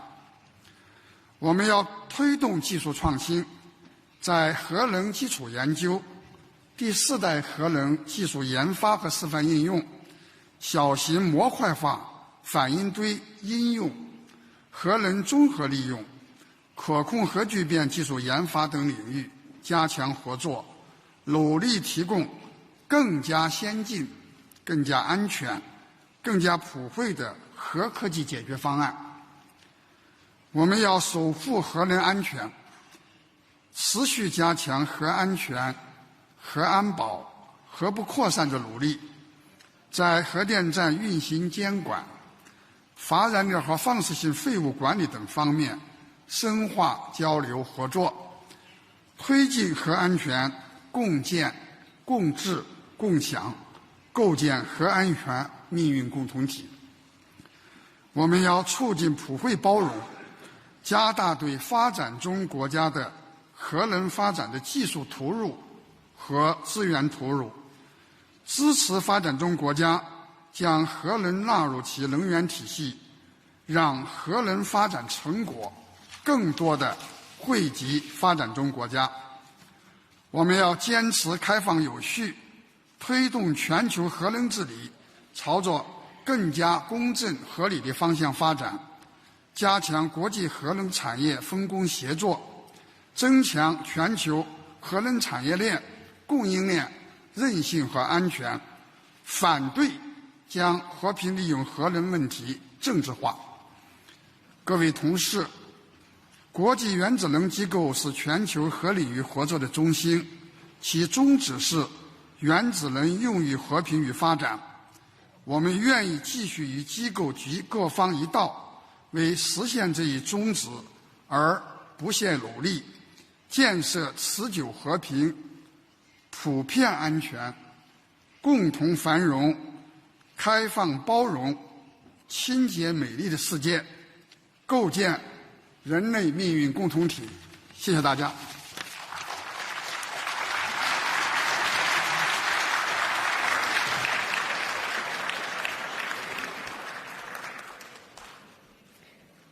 Thank you very much, Mr. Vice Prime Minister of China. And now please welcome the Prime Minister of Croatia, His Excellency Andrej Plenković.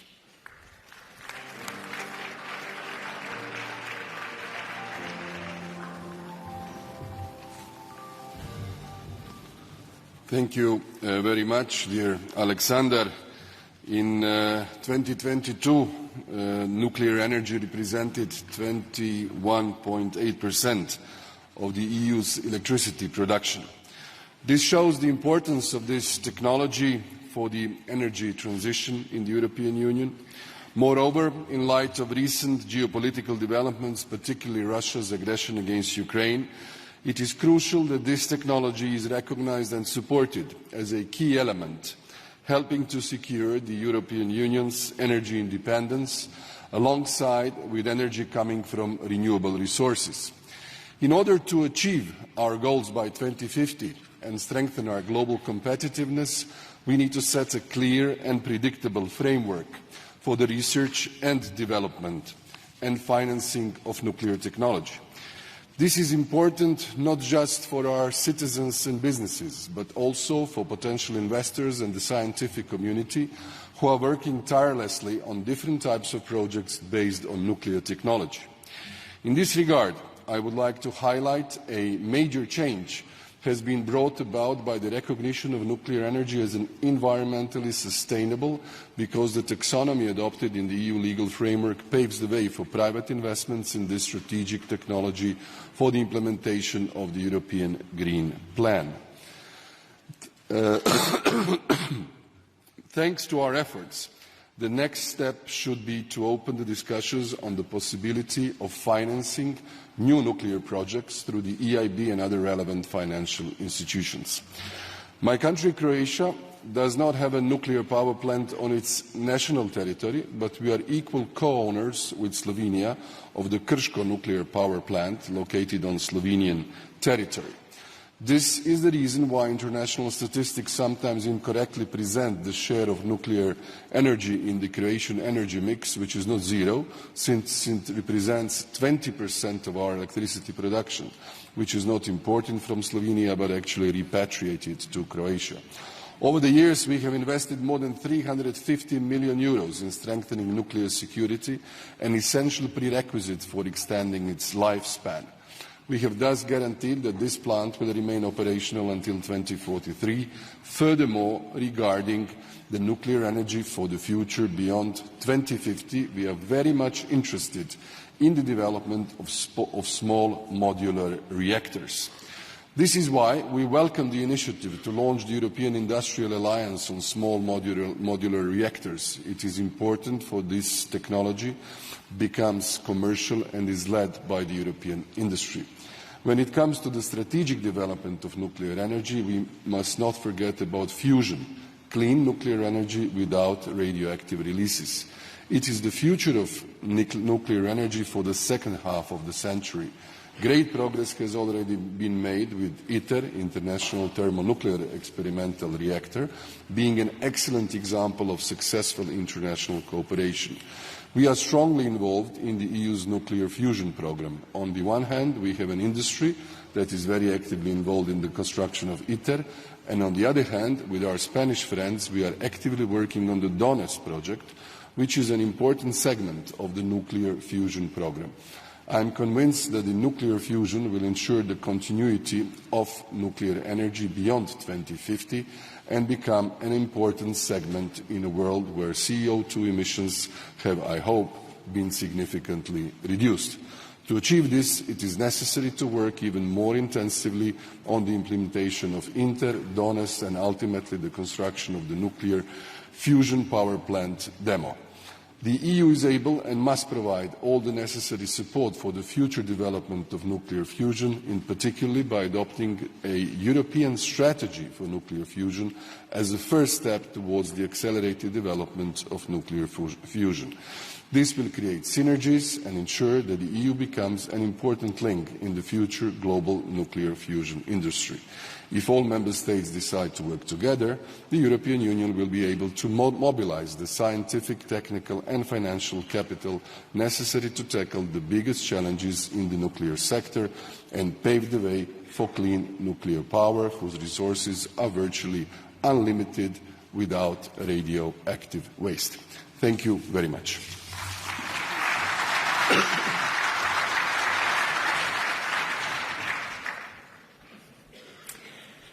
Thank you, Mr. Prime Minister.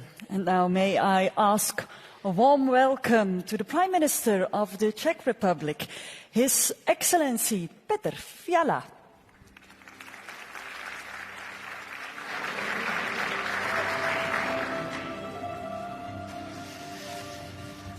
Dear Prime Minister, dear Alexander, dear Director General Grossi, Excellencies, ladies and gentlemen, thank you for today's summit. The time is limited, so I will give you only 3 short perspectives of the importance of nuclear energy, global, European and Czech. For more than 2 years, we are facing the Russian war of aggression against Ukraine and energy blackmail of many other countries. This is combined with geopolitical issues in other parts of the world. It is important to end our dependency on fossil and nuclear fuels from aggressive and unreliable countries. We should work to achieve energy security by cooperating among reliable partners. Together we need to work on ensuring sustainable, affordable and secure energy. Nuclear energy, together with renewable energy, is and will be the essential part of our energy mix. At a European level, we have initiated the Nuclear Energy Alliance. It now includes more than half of EU member states. Nuclear alliance countries and our industries are leaders of the nuclear renaissance in Europe. Together we stand for respecting nuclear energy as low-carbon source in key EU legislation. This will help us reach our climate goals. We must include this nuclear strategy into the policy programme of the next European Commission. We cannot waste any more time. Finally, from the Czech perspective, nuclear is a cost-effective way to decarbonisation. It brings grid stability and security of supply. It is the only way to reach our energy independence. Our goal is to reach a 50% share of nuclear energy in our power generation in 2050. We strive for long-term operation of our current 6 reactors for the next 60 years. Last year we made sure that we will not be dependent on Russian fuel anymore.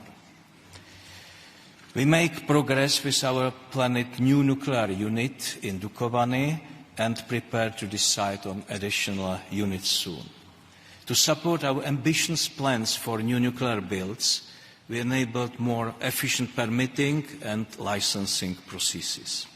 We also prepared a national roadmap for small modular reactors.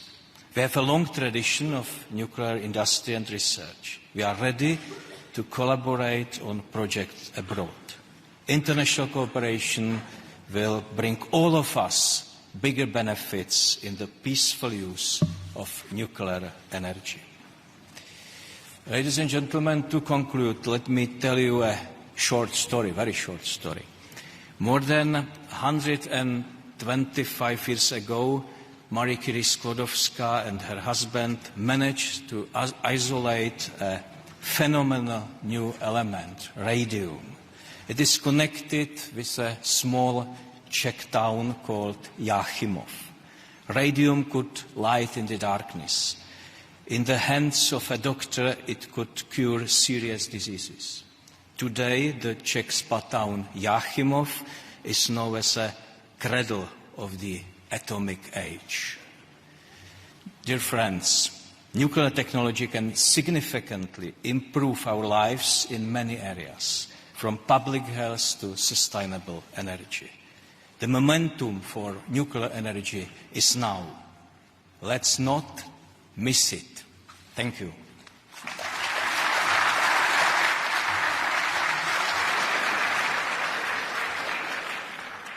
Thank you, Your Excellency. And now I would like to give the floor to the Prime Minister of Finland, His Excellency Petteri Orpo.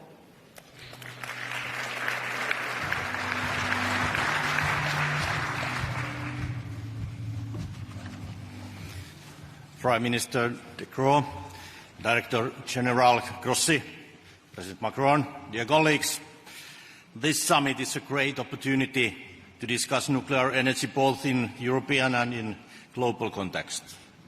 Nuclear energy is a key in building clean, secure and affordable energy system.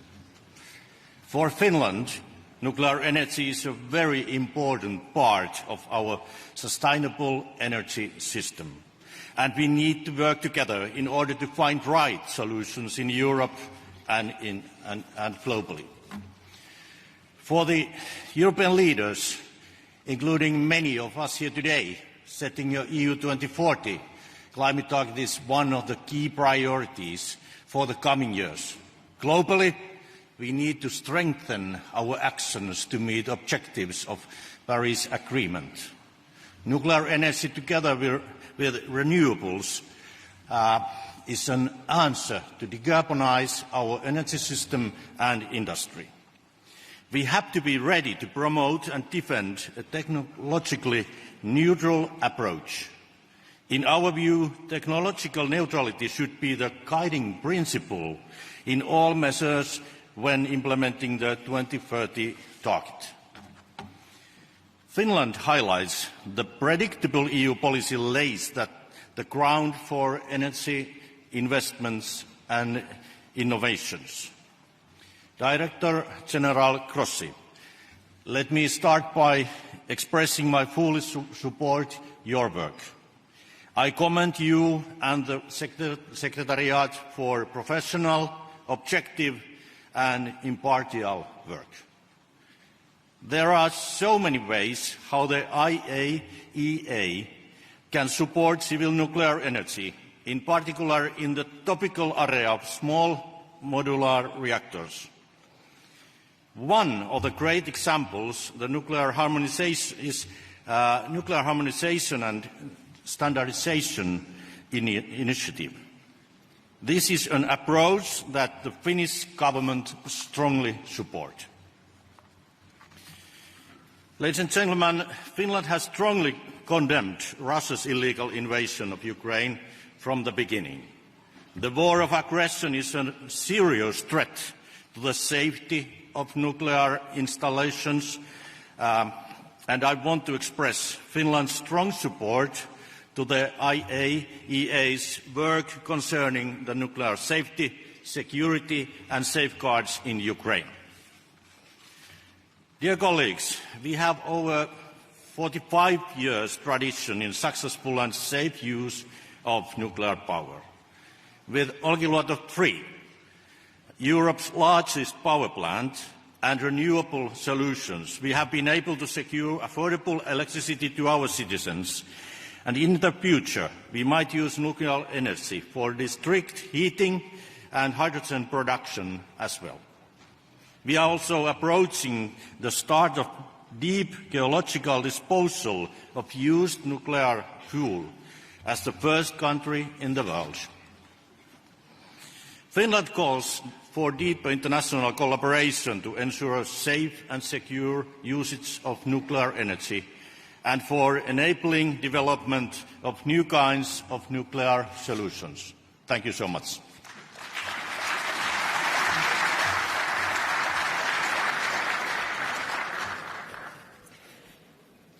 Thank you very much, Mr. Prime Minister Orpo. And now please welcome the Prime Minister of Hungary, His Excellency Viktor Orbán.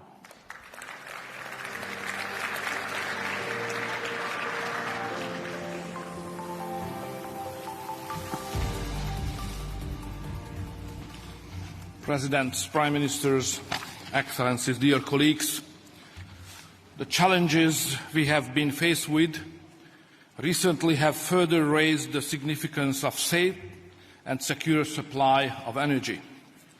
The question became absolutely obvious: how can we generate big quantity of electricity in a cheap, safe, sustainable and environmentally friendly way?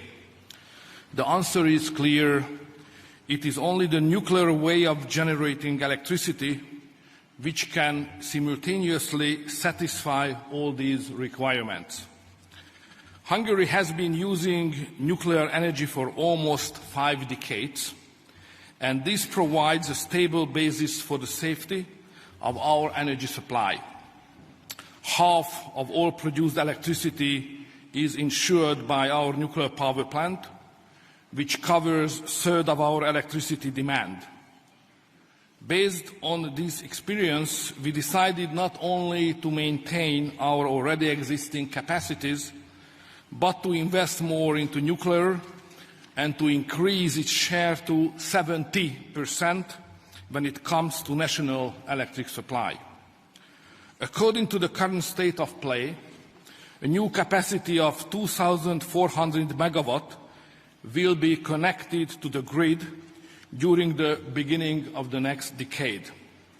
This will enable us to avoid imports of 3.5 billion cubic meters of natural gas every year, and our annual CO2 emission will be decreased by 17 million tons, which equals 1.5 times more than the emission of the entire Hungarian transportation sector, and 3 times more compared to what all our forests in Hungary can digest.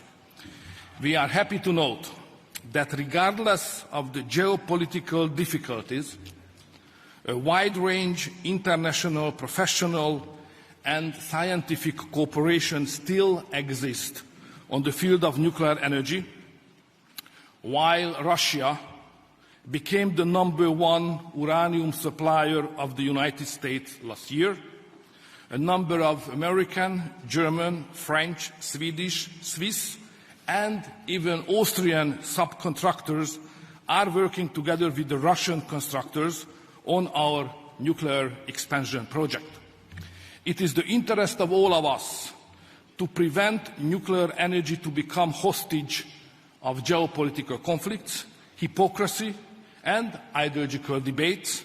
Therefore, let me finally thank all of you to interfere into the European Court case regarding our nuclear investment and to ensure the safe delivery of nuclear fuel to our existing plant. Thank you for your kind attention.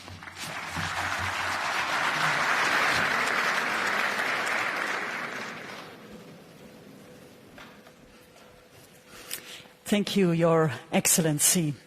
And for the next national statement. I'm very honored to give the floor to the Prime Minister of the Netherlands. Please welcome Mr. Mark Rutte.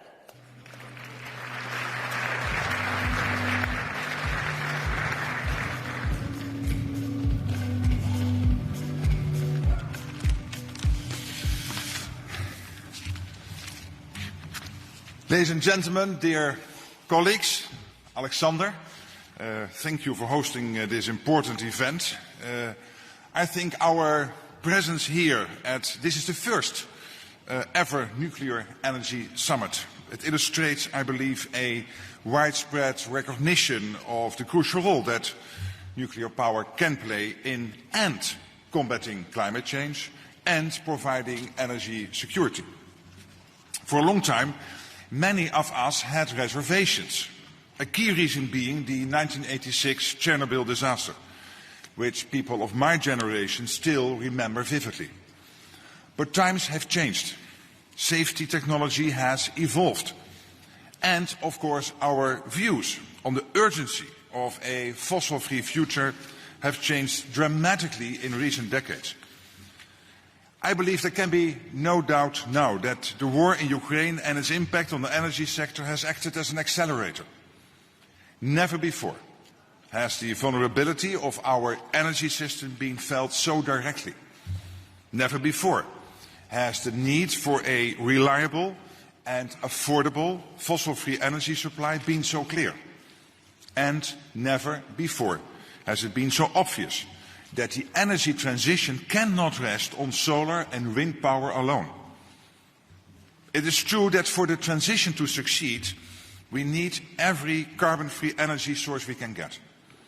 But we also need a source that's available come rain or shine. And that is nuclear energy. At COP28 we reached collectively a new milestone. In Dubai, more than 20 countries signed a declaration to triple nuclear energy capacity by 2050. The Netherlands is one of the signatories. Because we realize that we can't reach net zero anytime soon without investing heavily in nuclear energy. So that's exactly what we are doing. We are investing in the existing nuclear power plant in Borselen in order to keep it open longer. The mayor of that town will address this summit later today. And we are now preparing to build 2 new large-scale facilities in the years ahead. Yes, of course, we need to keep innovating to make nuclear energy ever safer and also more efficient. That goes without saying. And with that in mind, today I want to applaud the efforts of you, Mr. Grossi, and everyone at the International Atomic Energy Agency. The agency's role as a knowledge provider and also a watchdog, these 2 roles, it is crucial. Not only for individual countries, but also for the international community. You help foster the kind of global cooperation that we need to move forward.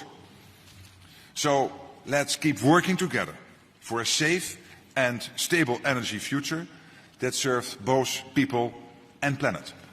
Thank you.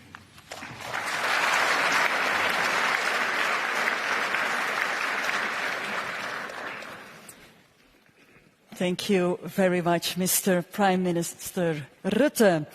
And we now invite the members and observers of the Nuclear Alliance on the stage for a family picture. We will resume the order of the national statements right after. So please, may I welcome all the members and all the observers of the Nuclear Alliance. Thank you.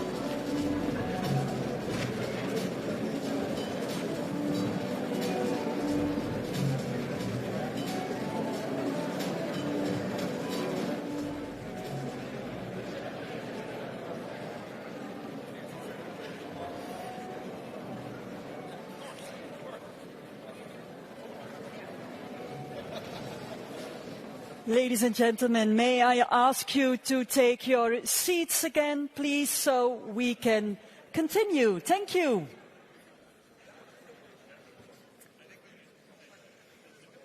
I'm sure it's going to be a beautiful family picture.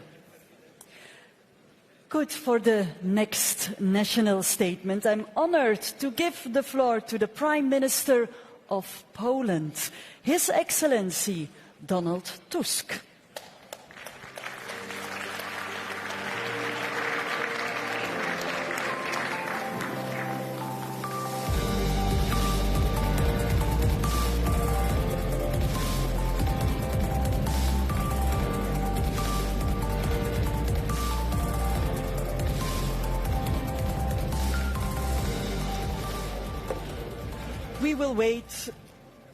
We will wait for Mr. Tusk, but I will continue with the Prime Minister of Slovakia, His Excellency Robert Fico.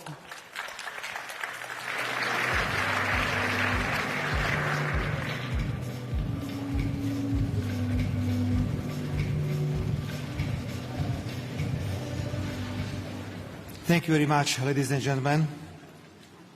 First of all, I'd like to say that I agree with the declaration from this summit. Secondly, I really see this summit as a good example that the European Union is able to change its views.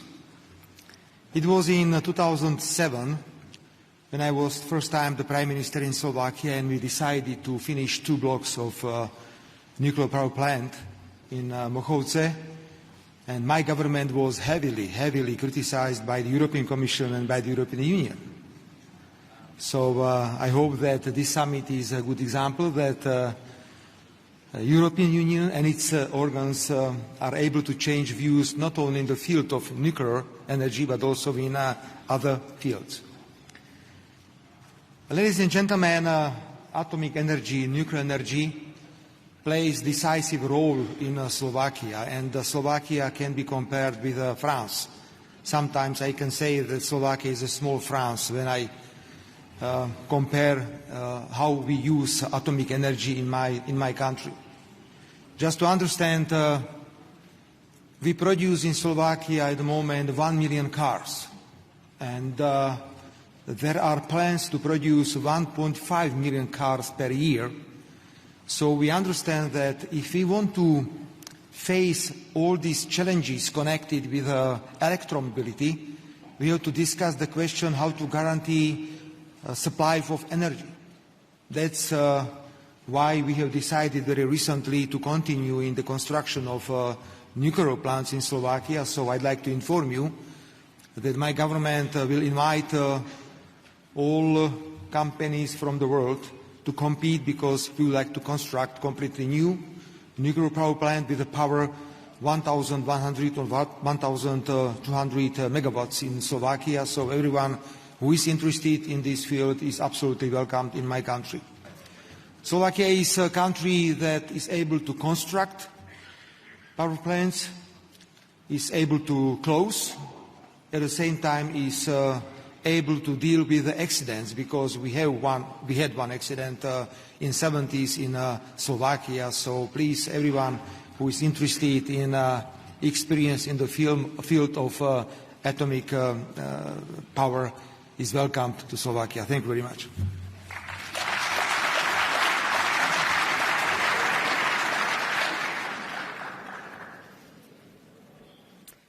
Thank you, Mr. Prime Minister. And now may I ask a warm welcome to the Prime Minister of Slovenia, His Excellency Robert Golob.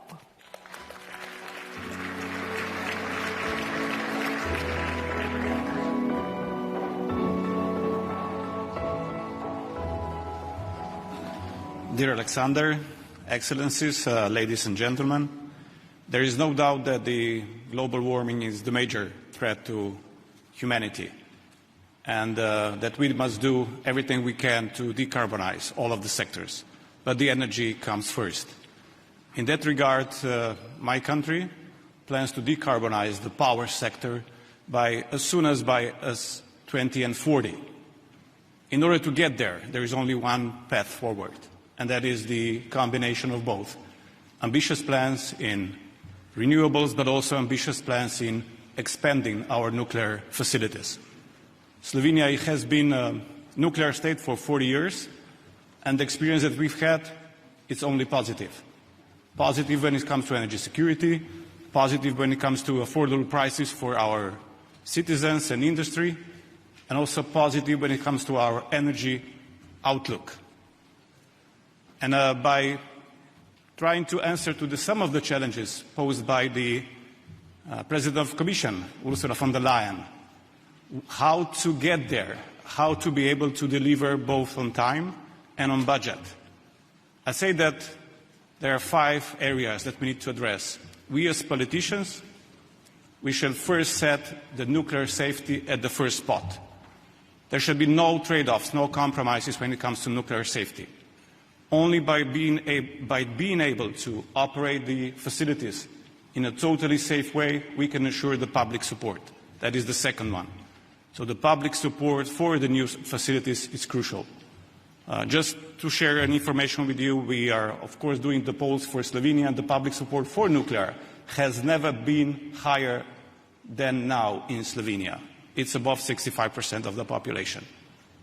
And that's so important to understand. The third area is, of course, the cost of financing. The nuclear energy facilities, the new ones, shall have access to the multilateral banks and the financial institutions at the most favorable rates. That is important because there are examples where the cost of financing can be as much as 50% of total costs. The fourth one is the supply chain, especially in the view of the global instability because of all the wars, crises all around the world. The global supply chain shall be strengthened. It is not such at the moment. We need to address this issue in order to be able for the nuclear industry to deliver on time and on budget. And fifth, we need to ensure that the people, the personnel is there. Most of the facilities in the world are 40 and more years old, meaning that most of the most experienced workforce has been retired. We need to ensure and invest in the new skilled workforce as soon as possible.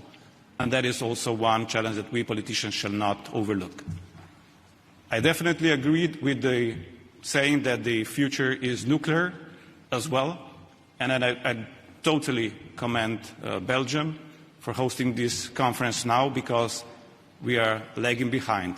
We need to act immediately if we want the nuclear to really fulfill its role in our future. Thank you.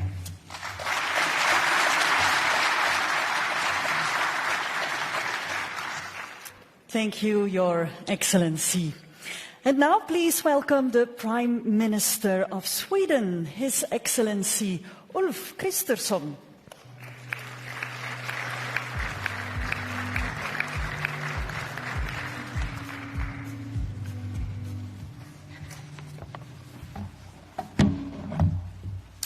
Dear Alexander, ladies and gentlemen, let me first really thank you, Prime Minister De Croo, for organizing this very first Energy Summit, and the same thanks to Director General Grossi. Thank you so much. As everybody knows, the world needs more clean electricity, and an important part of that is more nuclear power as well. We need it, obviously, to combat climate change, and we need it to make the world safer in a time of geopolitical upheaval. At COP28, more than 20 countries, Sweden included, launched the Declaration of Triple Nuclear Energy. The declaration recognizes the key role of nuclear energy in achieving global net zero greenhouse gas emissions by 2050 and keeping the 1.5-degree goal within reach. On the topic of COP28, I will also underline Sweden's support of IAEA's landmark statement that net zero needs nuclear power. Sweden already has an almost fossil-free electricity and heating system, thanks to a large share of nuclear power, traditional hydro and other renewables. But to meet our climate targets by 2045, we need to electrify transportation and industry, which could double the electricity demand in only 2 decades. Less than 10 years ago, Sweden was decommissioning nuclear reactors. Those days are over. My government has reversed that policy and is now planning a significant expansion instead. The government has launched several initiatives to enable the rapid expansion of new nuclear power in Sweden, with the goal of at least 2,500 megawatts installed capacity by 2035. At the same time, we maintain a high level of nuclear safety. We are doing so to improve our electricity system, but it will also improve the electricity supply in neighboring countries to Sweden. One of the main barriers to the expansion of new nuclear energy is securing funding. It is therefore necessary for governments to share the financial risks, to strengthen the conditions and provide additional incentives. Other stakeholders, including international financial institutions and multinational development banks, must affirm the place of nuclear power in our fossil-free future. In January, 14 Swedish industrial leaders wrote an op-ed stating that they are ready to assist if they get clear answers from policy makers. That is something all of us must consider going forward, because without energy policies, you have nothing like climate policies. We need to continue strengthening international collaboration to harness the full potential of civil nuclear energy and triple nuclear energy globally, while ensuring the safe, secure and exclusively peaceful use of nuclear technologies. The IAEA plays a vital role in all these aspects. I am looking forward to working closely with you all to achieve our common goals. Thank you so much. Thanks.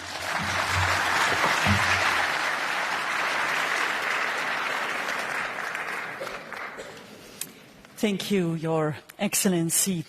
And for the following national statement, I'm very honored to give the floor to the President of France. Please welcome His Excellency Emmanuel Macron.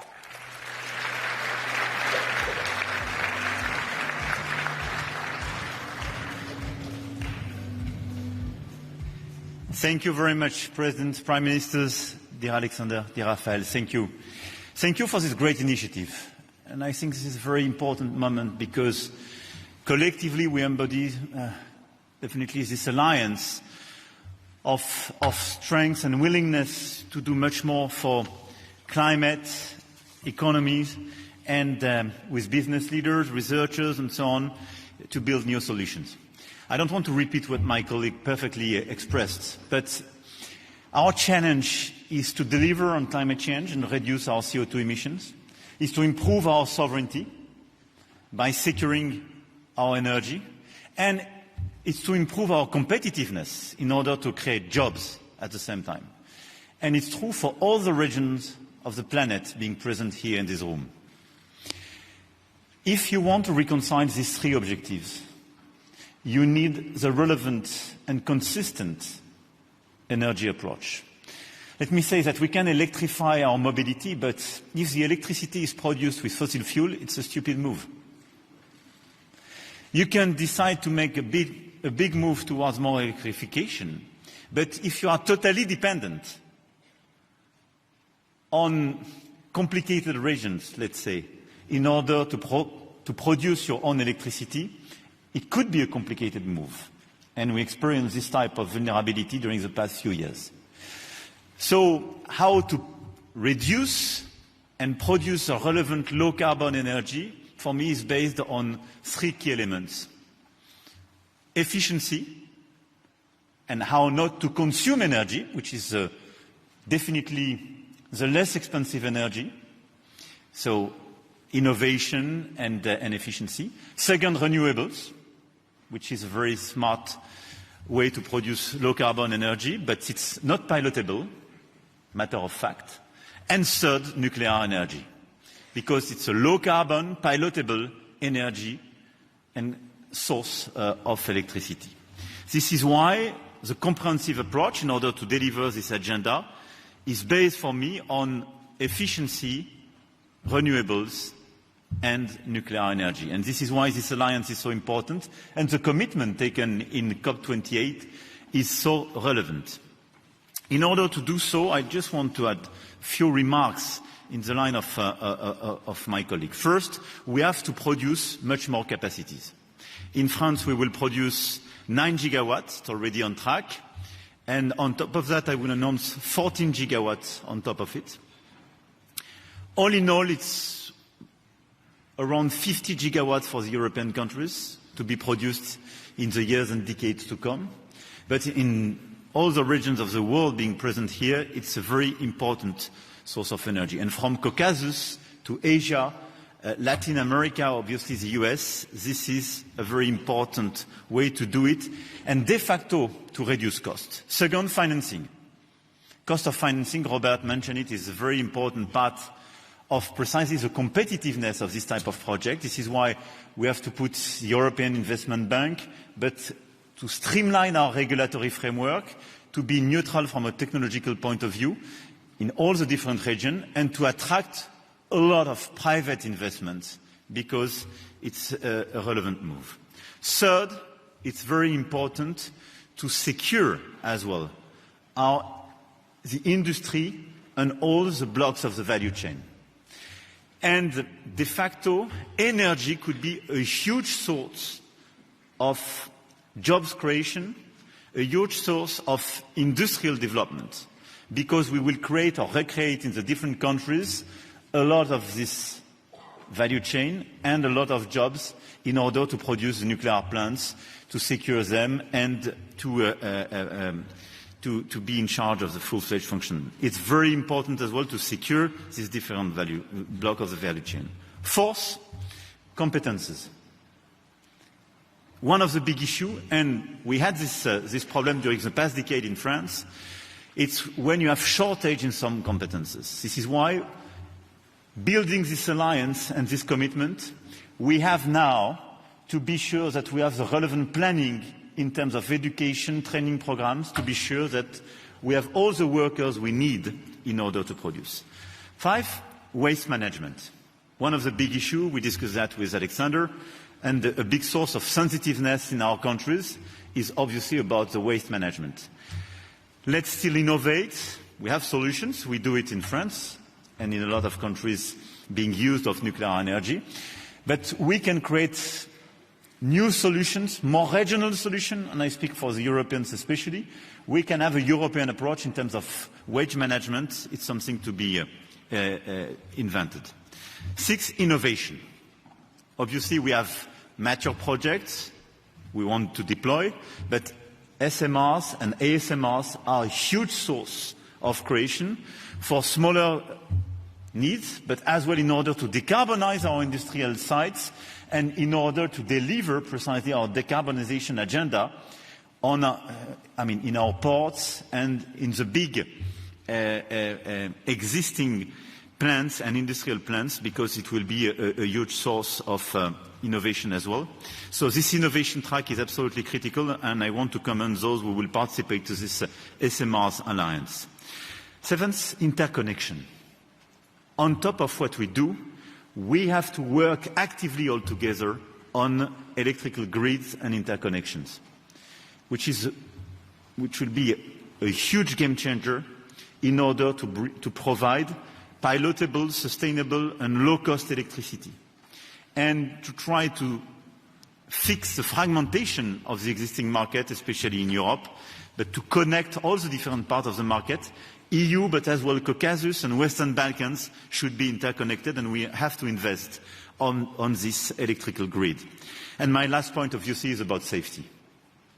I think we improved our safety, and I think all of us here are re-engaging post-Fukushima, because we invested a lot in order to increase the existing standards. And I think the cooperation between our safety agencies And the best standards we have is absolutely critical. I think this is a source of competitiveness and acceptability for nuclear energy. And I want to commend the role of as well of the international agency, Cher Rafael, because from Iran to Zaporizhia in Ukraine and all the sensitive issues, having an independent international coordination through your agency is so important. Here were the key elements I wanted to mention on top of the remarks made by the colleagues. But I want to thank you here for your presence. But now let's deliver a very concrete and an action plan with the governments, with the agency, and I want to salute as well the l'Agence Internationale de l'Énergie, Cher Fatih, and all the business leaders and the researchers, because we have for decades now a huge agenda of growth, innovation, jobs creation, making us able to deliver our objective for carbon neutrality in 2050. Thank you.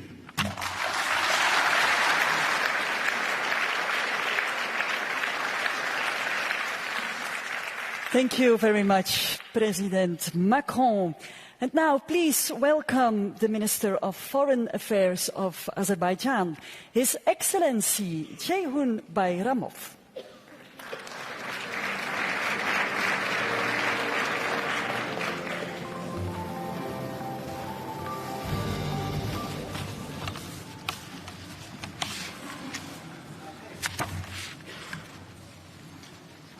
Mr. Prime Minister, Director General, Heads of States and Governments, Ministers, ladies and gentlemen, we extend our thanks to Belgium and the International Atomic Energy Agency for the kind invitation.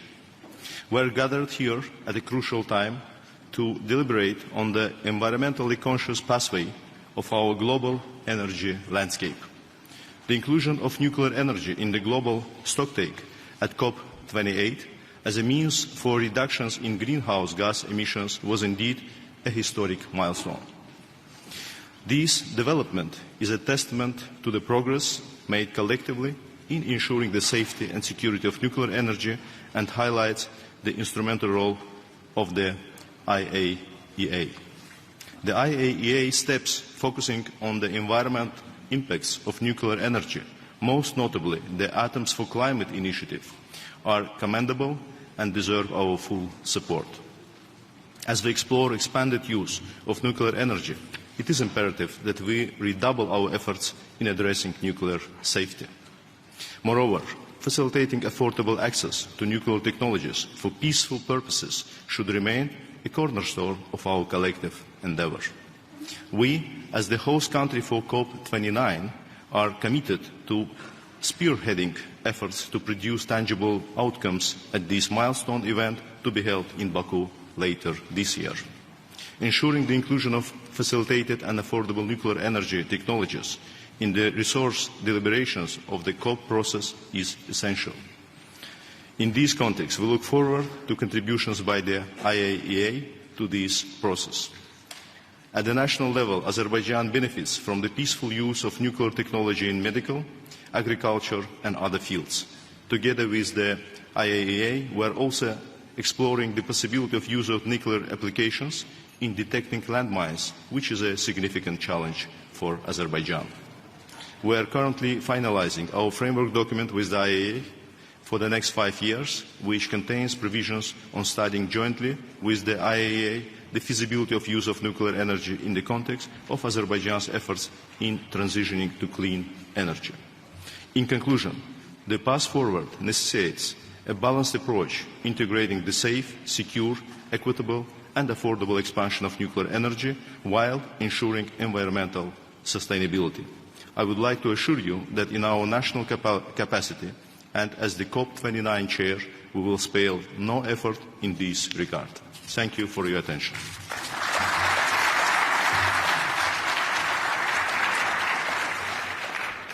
Thank you very much, Your Excellency. And now I would like to give the floor to the Minister of Foreign Affairs of Pakistan, His Excellency Mohammad Ishaq Dar.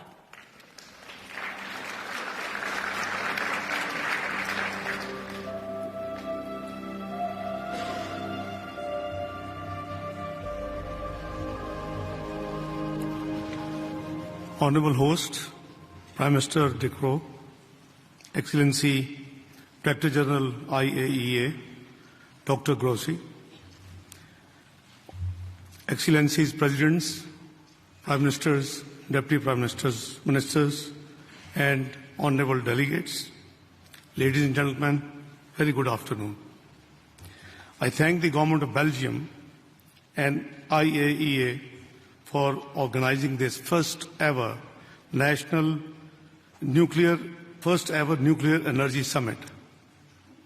The summit is taking place in times of rising energy demands and associated supply-side challenges triggered by wars, contestations, and climate change concerns.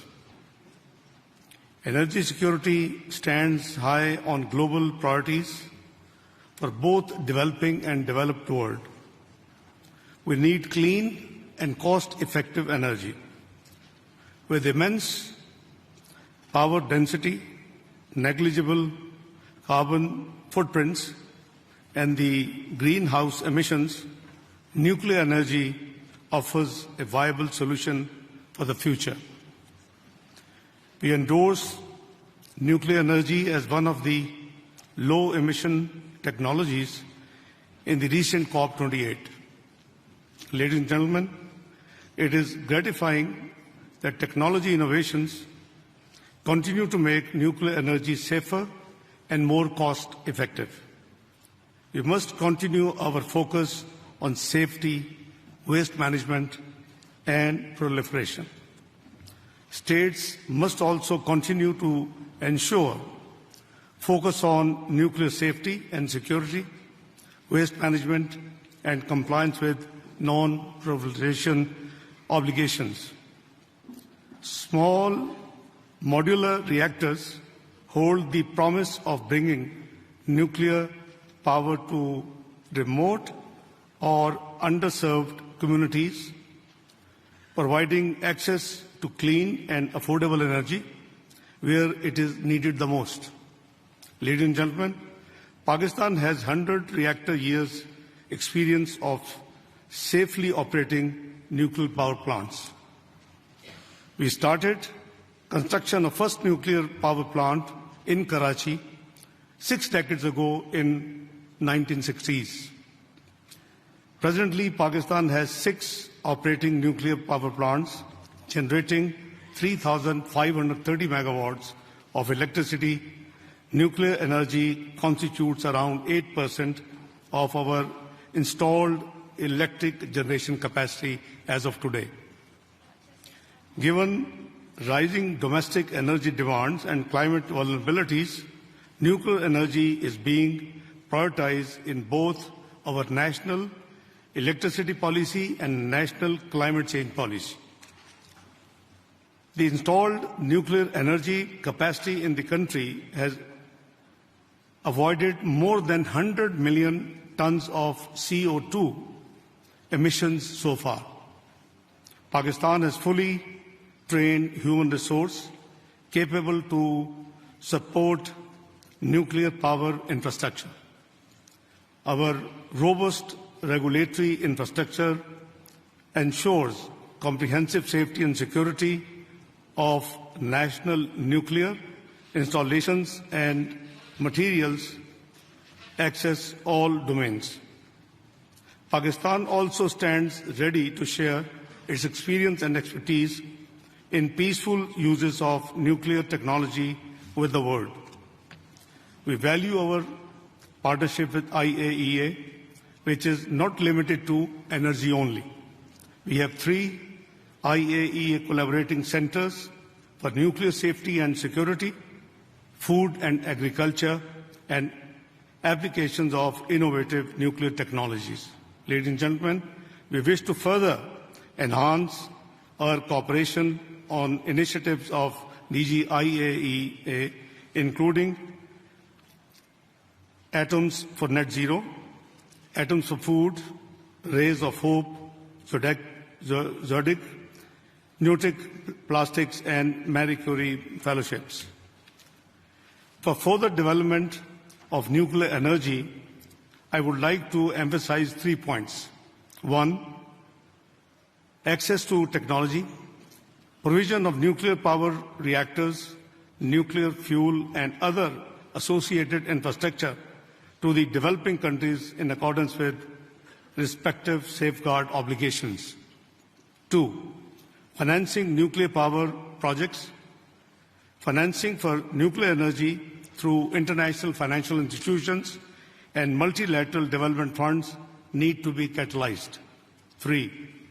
Increasing IAEA and Technical Cooperation Fund, IAEA capacity for technical assistance in peaceful uses of nuclear energy may be facilitated through either a dedicated funding stream or through enhanced alterations and allocations to existing technical cooperation fund. Pakistan will remain a steadfast partner of IAEA community and the international partners in further enhancing the role of nuclear technology for energy and other peaceful purposes. I thank you all.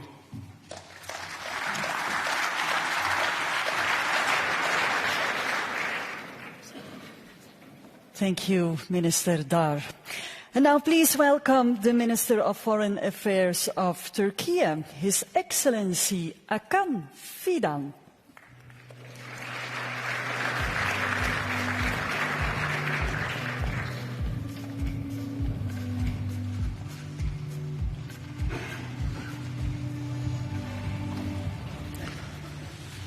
Dear Prime Minister, dear Director General, Honorable Heads of State and Government, and dear colleagues, it is a distinct pleasure to be at the first Nuclear Energy Summit. Therefore, we thank Belgium and the IAEA for organizing this timely meeting. The summit constitutes a turning point concerning the future of civil nuclear energy. Here we acknowledge the role of civil nuclear energy in energy security and the fight against climate change. Turkey has already been implementing a solid energy route and source diversification strategy with an ambitious clean energy transition agenda. As a fast-growing industrial economy, we had to introduce new energy supply programs. Therefore, we stepped into the civil nuclear arena. The Akkuyu nuclear power plant is our flagship project. Once fully operational, it will meet 10% of our electricity demand. Our objective is to raise this level by building additional conventional plants as well as small modular reactors. As an embarking country, we have been applying the highest international safety standards in cooperation with the agency. I would also like to highlight the importance of global cooperation for financing of nuclear energy projects. Excellencies, the situation in Zaporizhzhia nuclear power plant is a serious concern for us.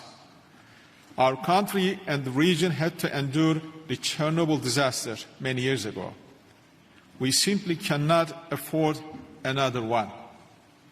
Turkey undertakes several initiatives to avert a dreadful episode in Zaporizhzhia. We also support the Director General's efforts in this regard. The use or threat to use of nuclear weapons is not acceptable. Particularly, the rhetoric about nuclear weapons casts shadow on our common pursuit for a secure and energy-wise clean future. The most stressful region in this regard is the Middle East. While the carnage in Gaza goes on, Israeli officials' narrative on nuclear weapons cannot be simply shrugged off as reckless. Turkey, therefore, reiterates its call for denuclearizing the region to avoid a possible nuclear arms race. We appreciate the IAEA's critical role in this evolving landscape of nuclear safety and security. I thank you all.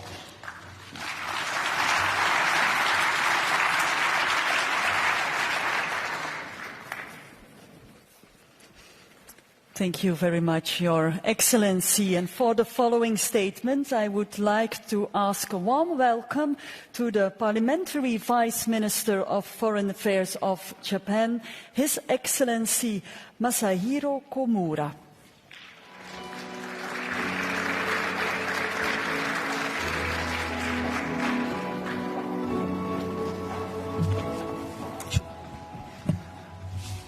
My name is Komura Masahiro, Parliamentary Vice Minister for Foreign Affairs of Japan. Today, on the occasion of the memorable inaugural Nuclear Energy Summit, I am honored to deliver a message on behalf of Prime Minister Kishida Fumio.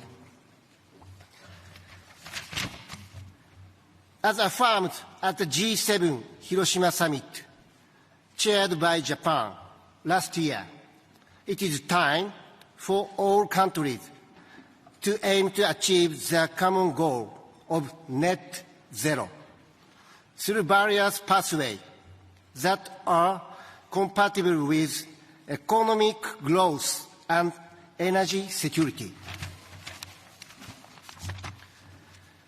To achieve this goal, it is essential to introduce clean energy to the greatest extent possible.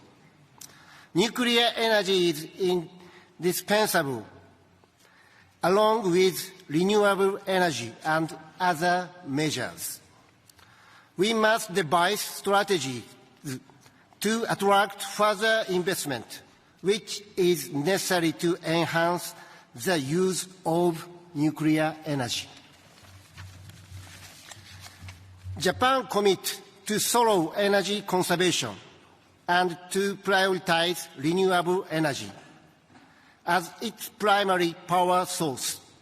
At the same time, Japan will continuously reflect upon the lessons from the accident at the Fukushima Daiichi nuclear power station and ensure that the use of nuclear power places safety as its top priority. Excellencies, implementing green transformation, or GX, to enhance energy security, while also advancing decarbonization, is an important concern. Japan will work to push forward the restart of nuclear power plants, extend their operational periods, and foster the development and construction of new generation advanced reactors. Furthermore, Japan will promote research and development through global collaboration and strive to establish a robust supply chain. Nuclear power has potential to contribute to human development, not only in the energy sector, but across various fields, including industry, medicine, and agriculture. The IAEA's role as a promoter of peaceful use of nuclear energy is expanding as never before. Japan has recently decided to contribute a total of 18.5 million euros to initiatives such as Atoms for Food, improving monitoring for maritime states, including Pacific nations, and ensuring nuclear safety in Ukraine. Japan will continue to strengthen its cooperation with the IAEA across a wide range of areas. In partnership with the international community, Japan is committed to extending every effort to ensure the safe and sustainable use of nuclear energy and nuclear non-proliferation. This commitment aims to create an environment that forthcoming generations can cherish and uphold with pride. It is my hope that this summit will make significant progress in that direction. Thank you. Kishida Fumio, Prime Minister of Japan, led out by Komura Masahiro, Parliamentary Vice Minister for Foreign Affairs. Thank you.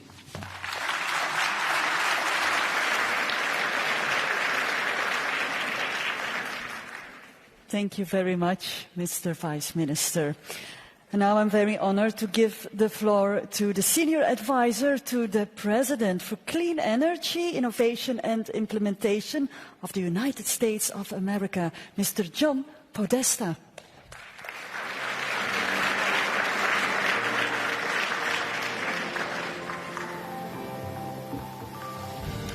Good afternoon, and let me begin by thanking Prime Minister Croo and Director General Grossi for organizing and hosting today's summit and for driving a strong outcome. The United States has long been a global leader and proponent of peaceful use of nuclear energy under the highest standards of nuclear safety, security, and non-proliferation. As Director General Grossi noted, since President Eisenhower's Atoms for Peace speech, we have been undergirding that approach to nuclear power. And today we're engaged in a 21st century update to that Atoms for Peace vision. We see nuclear energy as vital to tackling the climate crisis and building a clean, resilient, and reliable energy economy, both in the United States and around the world. It's why the United States co-led a bold pledge with more than 20 countries at COP28 to triple global nuclear energy capacity by 2050. 2024, of course, is a critical year of implementation for that pledge. We estimate that the United States alone would need to build 200 gigawatts of new nuclear capacity to meet our domestic net zero 2050 commitment. We're getting to work. Nuclear fission is already our largest source of clean energy. Construction was recently completed on the AP1000 Vogtle 3 unit, and we're working to complete the Vogtle Unit 4 unit. When fully operational this year, Vogtle will be the largest source of clean, firm power in the United States. U.S. companies with support of the Biden-Harris administration are also building multiple advanced and small modular reactor demonstrations to speed their commercial deployment and make them ready for worldwide deployment by the beginning of the next decade. And fusion energy shows promise for helping us reach net zero by 2050, attracting over $6 billion for 43 fusion companies globally. 25 of those are located in the United States. The U.S. is committed to leading by example.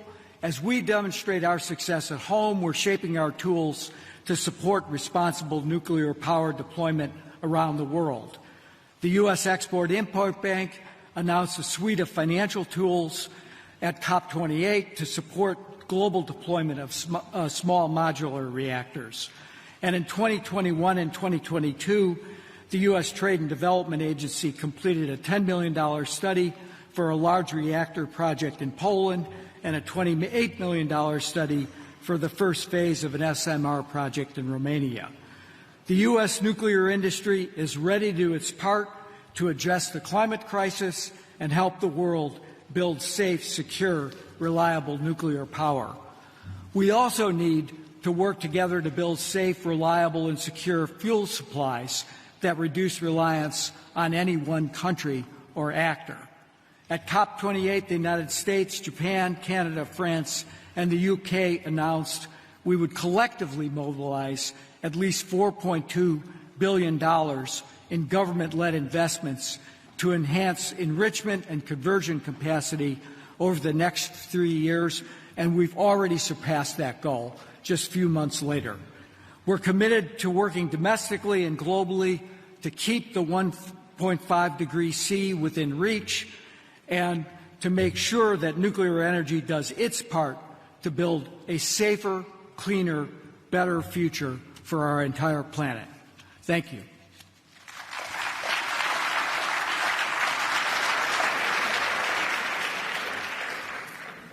Thank you very much, Mr. Podesta.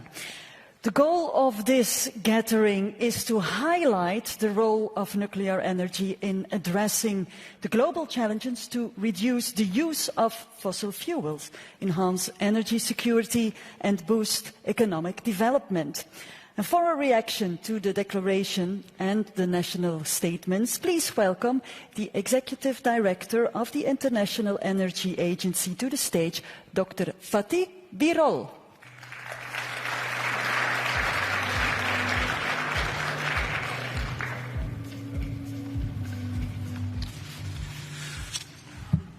Prime Minister De Croo, dear Rafael, ladies and gentlemen, a very good afternoon to all of you. Dear colleagues, at the International Energy Agency, we are a very lucky organization, fortunate organization, because we have all the energy data at our fingertips.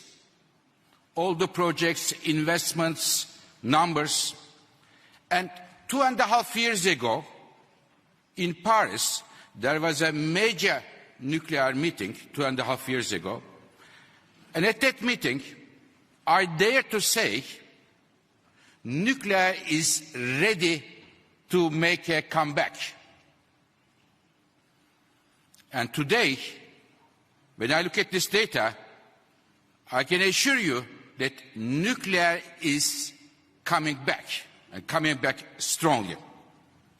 What happened in the last 2.5 years? Why it changed? Think about the colleagues who deal with nuclear issues and the others. What changed?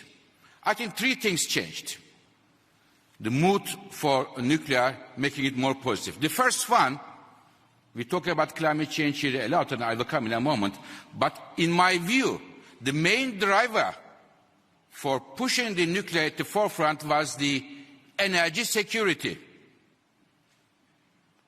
After 24th of February, 2 years ago, everybody in the world, in Europe and the rest of the world, understood that to generate electricity at home is very important for the national security. So many countries changed their policies accordingly and push renewables and nuclear electricity in order to enhance their energy securities. And I want to hear the congratulate, in fact, the Prime Minister De Croo. Many of you may know or not, but the Belgian nuclear policy was very different than it is today. And the Prime Minister had the courage and the determination to reverse it in line with the national interest of Belgium for today, but also for tomorrow. So the first driver was the energy security of nuclear making a comeback. Second one is, many colleagues mentioned, climate change. If we want to reach net zero without having any nuclear, it is impossible. It plays a crucial role. And the third and last point, dear colleagues, in today's economy, if you want to compete, you need stable electricity prices. So the third one is the competitiveness gave a boost to nuclear power. And ladies and gentlemen, it is looking very good for nuclear, but a success is not taken for granted.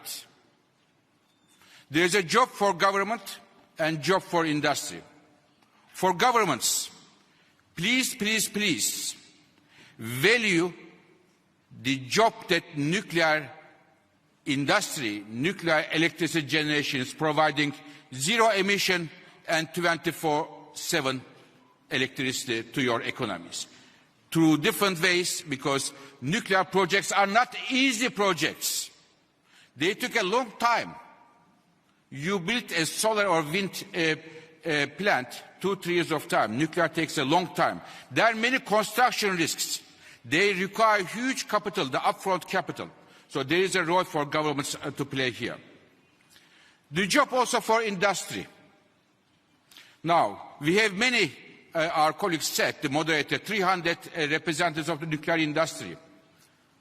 To be very frank, dear representatives of the nuclear industry, In the recent years, the track record of the nuclear industry is not very bright.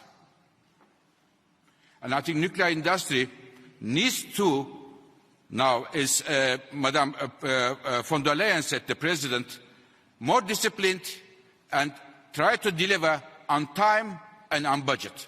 This is extremely important. Dear colleagues, last 2 points. Another challenge coming for the new nuclear builds around the world, which is competitiveness with the changing the dynamics of natural gas markets. The IAEA, our analysis show that starting from 2025, huge amount of new LNG coming to markets, United States, Qatar and elsewhere. This will put a downward pressure on the natural gas prices. Therefore, the appetite for building the gas-fired power plants might be much stronger than today, which could make the life of nuclear power rather challenging. Dear colleagues, let me finish my words by making a suggestion to all of you. Nuclear industry, unlike the other parts of the energy industry, it is very important to show international political determination, as we are showing here today. So my suggestion is, to this meeting, organized and hosted kindly by the Prime Minister De Croo and my friend Rafael, maybe this meeting can be a regular meeting at the international level to review what we are doing, what we are achieving, and what is the next step to take stock. And International Energy Agency will be very happy to support this initiative. Thank you very much.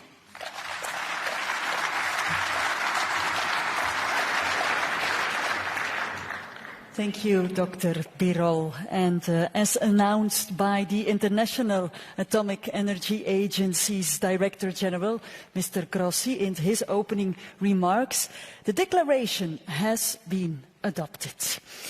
So, once again, thank you and yes. Thank you, dear Excellencies, for your contributions to this summit. And we will now take a break and continue at approximately 1:30 p.m. with the remaining national statements. Allow me to invite you all for some refreshments, for a light lunch in the Delegates' Lounge in Event Hall 10. Thank you.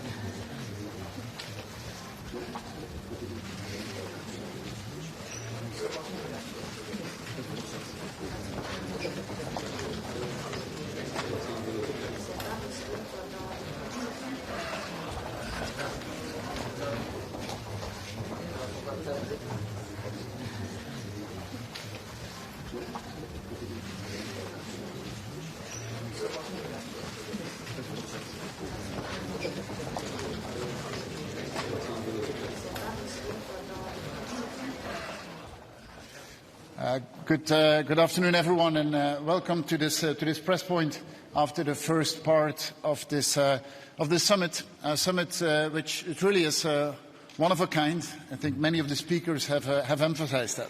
As you know, 37 delegations from across the globe that were here with really one clear ambition: is how do we become CO2 net zero by 2050?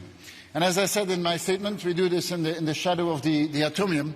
And the atomium really is a showcase of the belief that in the 50s we had in science and in scientific progress, on how scientific progress can solve our big endeavors. More than ever, we need that. As humanity, we have never solved our big endeavors by putting progress in reverse. It's actually quite the opposite. We need to put progress one gear higher, and that means more investment, more innovation, more growth, but a different growth. And let us be clear on that. A different growth, a growth which is decarbonized. And if we want to decarbonize it, we will have to look at all technologies. And really for us in Belgium, it's not about ideology. It's about science. And the debate on nuclear has been way too much ideologically dominated over the last decades. And what we see today is that if you talk with a young generation, it's not about the ideology, it's about science. And it's about the scientific characteristics of the solutions that are on the table here. And dear Rafael, I really thank you for helping us in organizing this event, and also in the energy choices that we have made over the past years. COP28 in Dubai really was a changing moment, and this is the first time that it was really clear that nuclear is part of the solution. It is not the solution, but it is part of the solution to fight climate change, to make sure that we have energy independence, to have enough competitiveness in the world of today, where this is crucial. If we want to electrify our society, our industry, we will need abundance of energy and of electricity. If we want our mobility to become green, then we need to make sure that the electricity produced is also produced in a green way.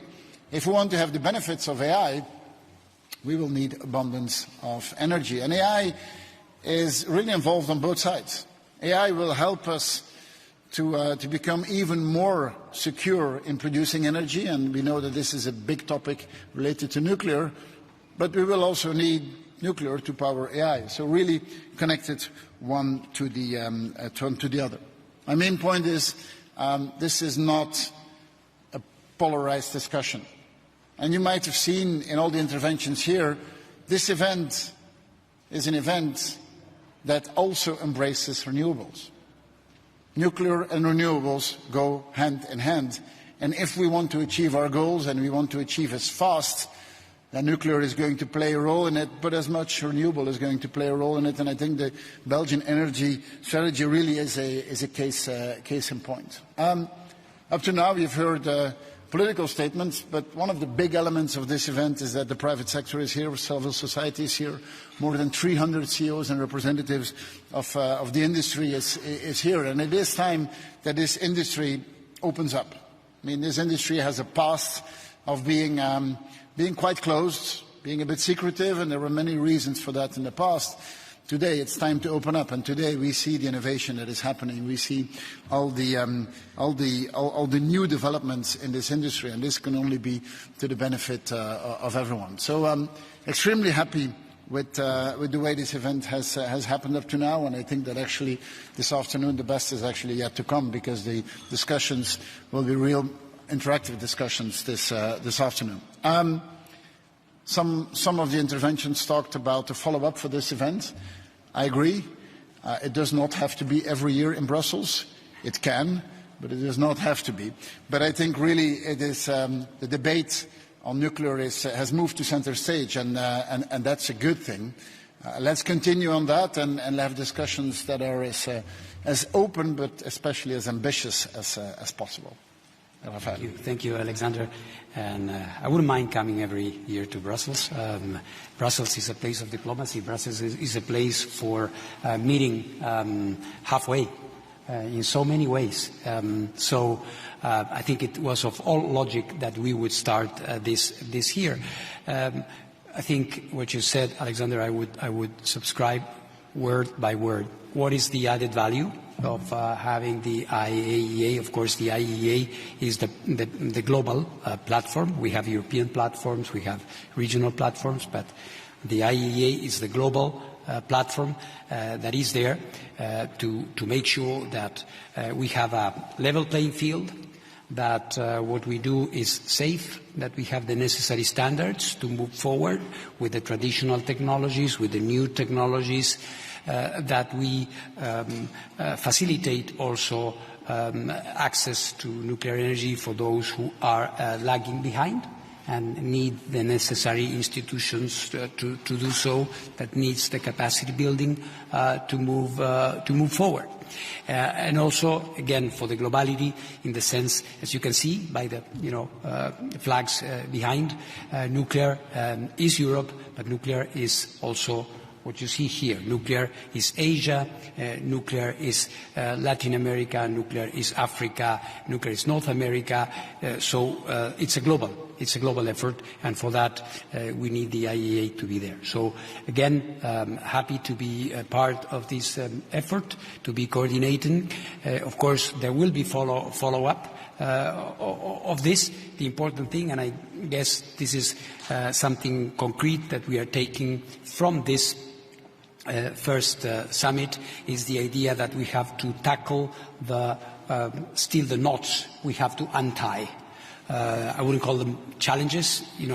For every human activity, there are things that need to be solved. In this case, we have a lot of work to do in terms of the financing, nationally, regionally, with banks, with institutions, so that they are up to speed as well with what the market wants and what countries want. So I will stop here, also take your questions. Thank you very much.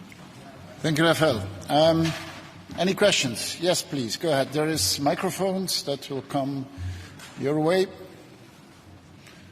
Please, short. Thank you. State who you are and then your question.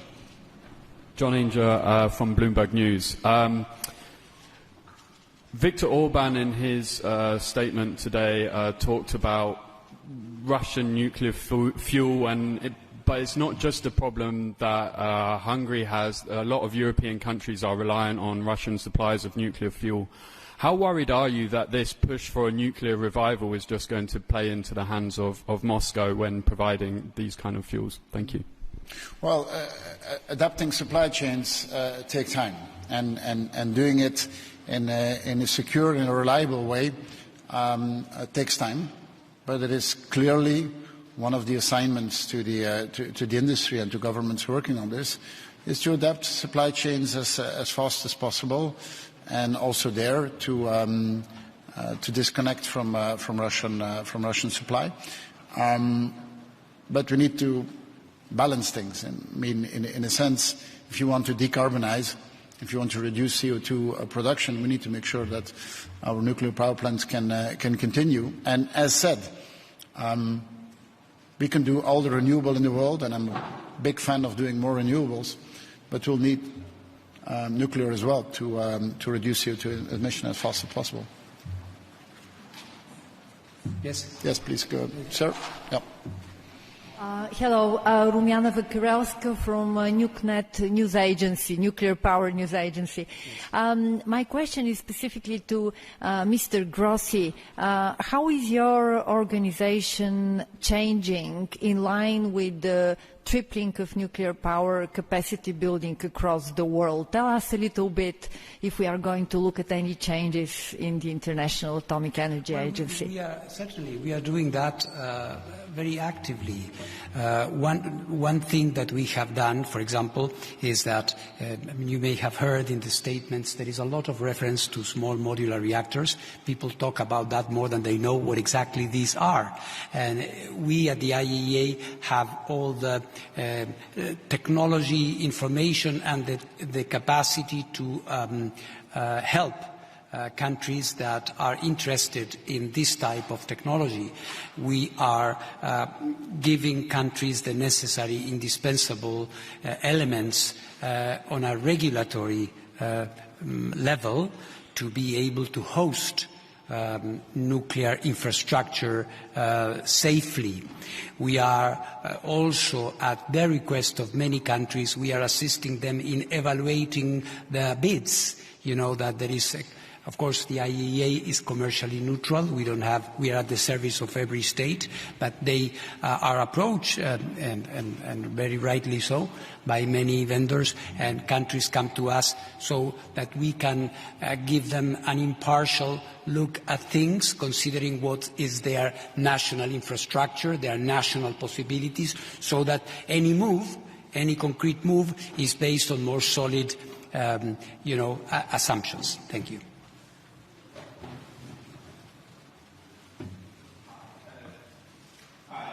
China Daily. I want to ask about the global cooperation. You know, in the height of the Cold War, there was a Soviet-U.S. cooperation in fighting polio. And so if you listen to the speech this morning, some sounds very geopolitical. Who is reliable, who is not.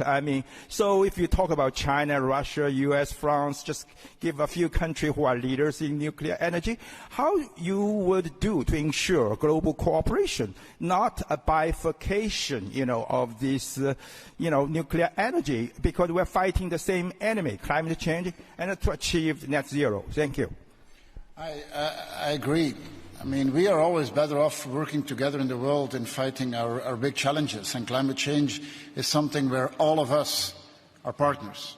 We're all of us partners. In some other domains, we might be rivals or enemies, but in fighting climate change, we're partners. And definitely in nuclear, we see that on the issues, for example, of nuclear security, we continue working together, and that's to the benefit of everyone. On the energy strategy point of view, the more diversified you are of technologies and of origins, the more stable you are. It would be a mistake to turn our back to the rest of the world, and we Europeans have no intention of that. We want to continue to be open to the world and continue trading with the rest of the world and continue investing together with the rest of the world, and I think that nuclear is one of those domains where there's many good reasons to continue working together. Yeah, there in the middle.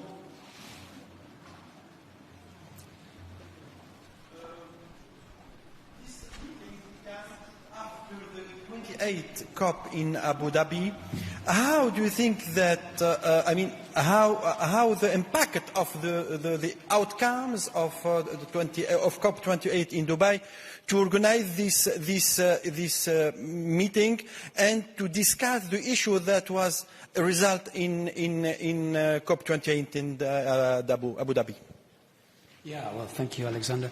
COP28 was obviously a watershed, in the sense that every country, not only countries that have nuclear energy or want to have nuclear energy, every country agreed that nuclear energy is part of the solution, and not only that it should be accelerated.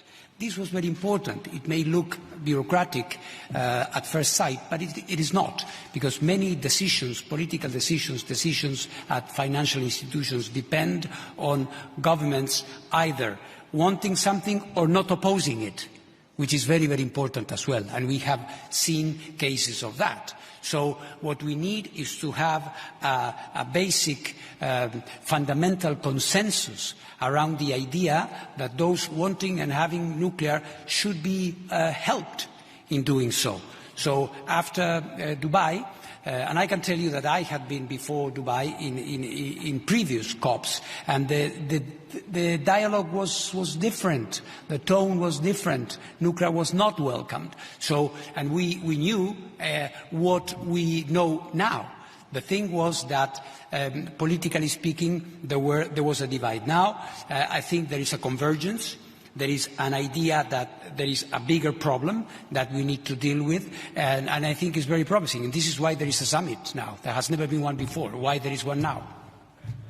Just rapidly, the decision to organize a summit like this was made before Dubai.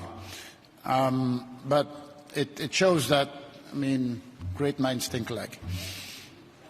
Who's next? Yep, there. Bonjour, je me permets de poser ma question en français, je vous épargne mon anglais. Paul Messade de chez Euractiv. J'ai deux questions plutôt pour Monsieur De Croo. Premièrement, comment qualifieriez-vous l'approche actuelle de la Commission européenne sur le nucléaire? Est-elle en train de révolutionner doctrinalement? Et puis deuxième question, est-ce que vous pensez qu'EDF, en tant que principal énergéticien d'Europe, doit être privilégié pour les marchés européens? Merci beaucoup. Je ne suis pas 100% sûr que j'ai tout pu comprendre. Mais donc la question était si on trouve que EDF a une position trop privilégiée dans le marché européen, c'est ça? Justement, il faut privilégier EDF pour le marché européen du nucléaire, du nouveau nucléaire. Non, EDF c'est un opérateur comme il y en a d'autres. En Belgique c'est Engie, dans d'autres pays il y en a d'autres. C'est naturellement des opérateurs qui ont la plus d'expertise. Mais dans ce monde-ci, on a besoin de travailler ensemble. À un moment donné, l'année passée, je pense que beaucoup de centrales françaises étaient non actifs. Et du côté belge, on a fait ce qui était nécessaire pour éviter qu'il y avait un blackout dans le nord de la France. Il n'y a personne qui peut être une solution tout seul, mais on compte sur un secteur privé qui nous amène l'efficacité, l'innovation, etc. Mais on voit bien que pour ce genre d'investissement, l'implication de l'État est quand même assez importante. Par rapport à la politique énergétique européenne dans le sens large, comme a été dit dans certains speeches, je ne pense pas que c'est une attente que chaque pays fasse du nucléaire. Pas du tout. Mais dans le mix global, il y en a certains qui le feront, il y en a d'autres qui se concentrent sur d'autres technologies. Ce qui est important, c'est d'avoir beaucoup d'interconnexions. Et là, il y a encore un travail énorme à faire en Europe. Le mieux qu'on sera interconnecté, le mieux que chacun pourra faire une différence dans sa spécialité. Alors, si on regarde les besoins d'énergie ou d'électricité dans les années à venir, on va devoir investir dans toutes les technologies. Et donc, je répète cela, ce sommet n'est pas un sommet qui est contre quelque chose. C'est un sommet qui est en complément avec d'autres technologies. Si on a un élément qu'on veut éviter au maximum, c'est les fuels fossiles. Mais si on veut les diminuer rapidement, on aura besoin de toutes les autres technologies. Yes, there. Thanks very much, Prime Minister Crossi from Deutsche Welle. I heard that one of the obstacles to scaling up nuclear is mobilizing financing. And in a situation where people are having to make the decision between renewables and nuclear, is it not potentially looking like wealthier countries are potentially shrinking the pool of funding for example, renewables that countries in Africa, for example, could likely afford, so that you guys can refurbish your old nuclear power plants? Interesting question. On the Belgian side, we're refurbishing it with our own investments. We're not using any external financing. It's 50-50, the operator, and we do the other 50%. So I'm not sure that multilateral financing is being used to refurbish plants in the Western world. There is a discussion now on the capacity of the European Investment Bank to be active in nuclear. And I think that is a valid discussion, and I'm in favor that they could. I think that we as legislators, we have to be clear on the objective. And the objective is reducing CO2 as fast as possible. But you need to be open on the method being used. Innovation is not something that governments are good at. The private sector is good at that. And we should be quite open on what's the technology being used to achieve it. Now, is it offshore wind? Is it photovoltaic? Is it nuclear? Is it in the future fusion? That's not for me to decide. So to me, a multilateral bank should not be saying, I will finance this and not finance something else. I think they should be as technology agnostic as possible. I think multilateral banks are effective when they are a lever for private financing. There is not a lack of private financing in the world today. Quite the contrary. What lacks is the right circumstances to get that private financing going, and then the multilateral bank should be a lever to multiply the private investment. Maybe two more questions, and then I fear we have to go. Yes, there, and then we'll go that side. Afsa Alami, Al Jazeera Net. First, you were talking about all the flags behind you.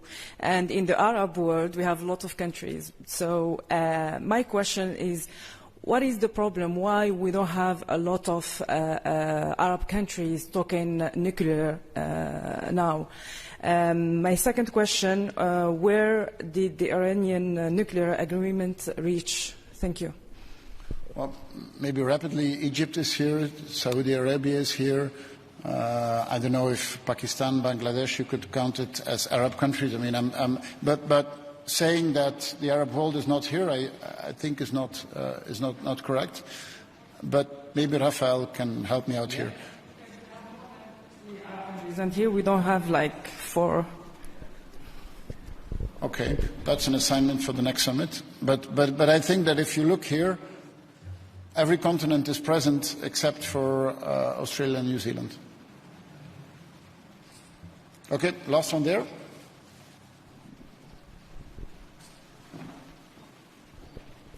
And then the last one, you next to it. Hello, Robert Hodgson for Euronews. You're currently the EU Council presidency holder, and we have pro-nuclear Hungary next. What do you want to see from the next Commission with regards to promoting the development of nuclear power in the EU? And do you see any risk of a sort of split between member states, pro-nuclear and anti-nuclear? Thank you. No, I don't see that at all. I see respect for the choices that countries make, and I definitely see a discussion that is much more scientific than the ideological discussion that we used to see in the past. From the Belgian presidency, the remaining months will mostly focus on setting an agenda for next Commission, and we have one big priority is to keep heavy industry in Europe. And keeping heavy industry in Europe is good for the world, because we are the continent with the strictest rules on emissions. So if heavy industry leaves here, everyone loses, because it's moving away from a place where the rules are extremely strict. And keeping heavy industry here, there's a number of elements in that, but access to clean energy is one of the main factors. But to me, it's not choices to be made. It's a good mix to have had, and in a good mix, nuclear plays its role. All right, last question. Where is the microphone? You might have to scream. No, it's coming. Thank you. Sarah White from the Financial Times. I just wanted to ask a last thing about the Russian supply chain. Is there a risk that a gulf could open up between the EU and the US on this, given that the US has made some moves towards thinking about ending their dependency on Russian nuclear fuel, and could eventually be more prone to wanting to bring in sanctions? Thanks. That question comes again and again. I think the fuel market has a reality and a certain share where a Russian provider is there with a share of the market. There are efforts in the United States, for example. There is important investment in this regard. In Europe, a little bit less, but there will be more, I guess. But let's make sure that, as the Prime Minister was saying, this is not about using nuclear energy as a political pawn, but rather look at the necessities and the needs of countries. There are certain long-term infrastructure projects where you may have Russian fuel that may change in the future. It will take some time. In other cases, new builds are coming without any Russian supply of fuel. So I would warn again against this point of having good nuclear against bad nuclear. I don't think this is conducive to what we need to have in the global energy market. Okay, thank you. Enjoy. Thank you.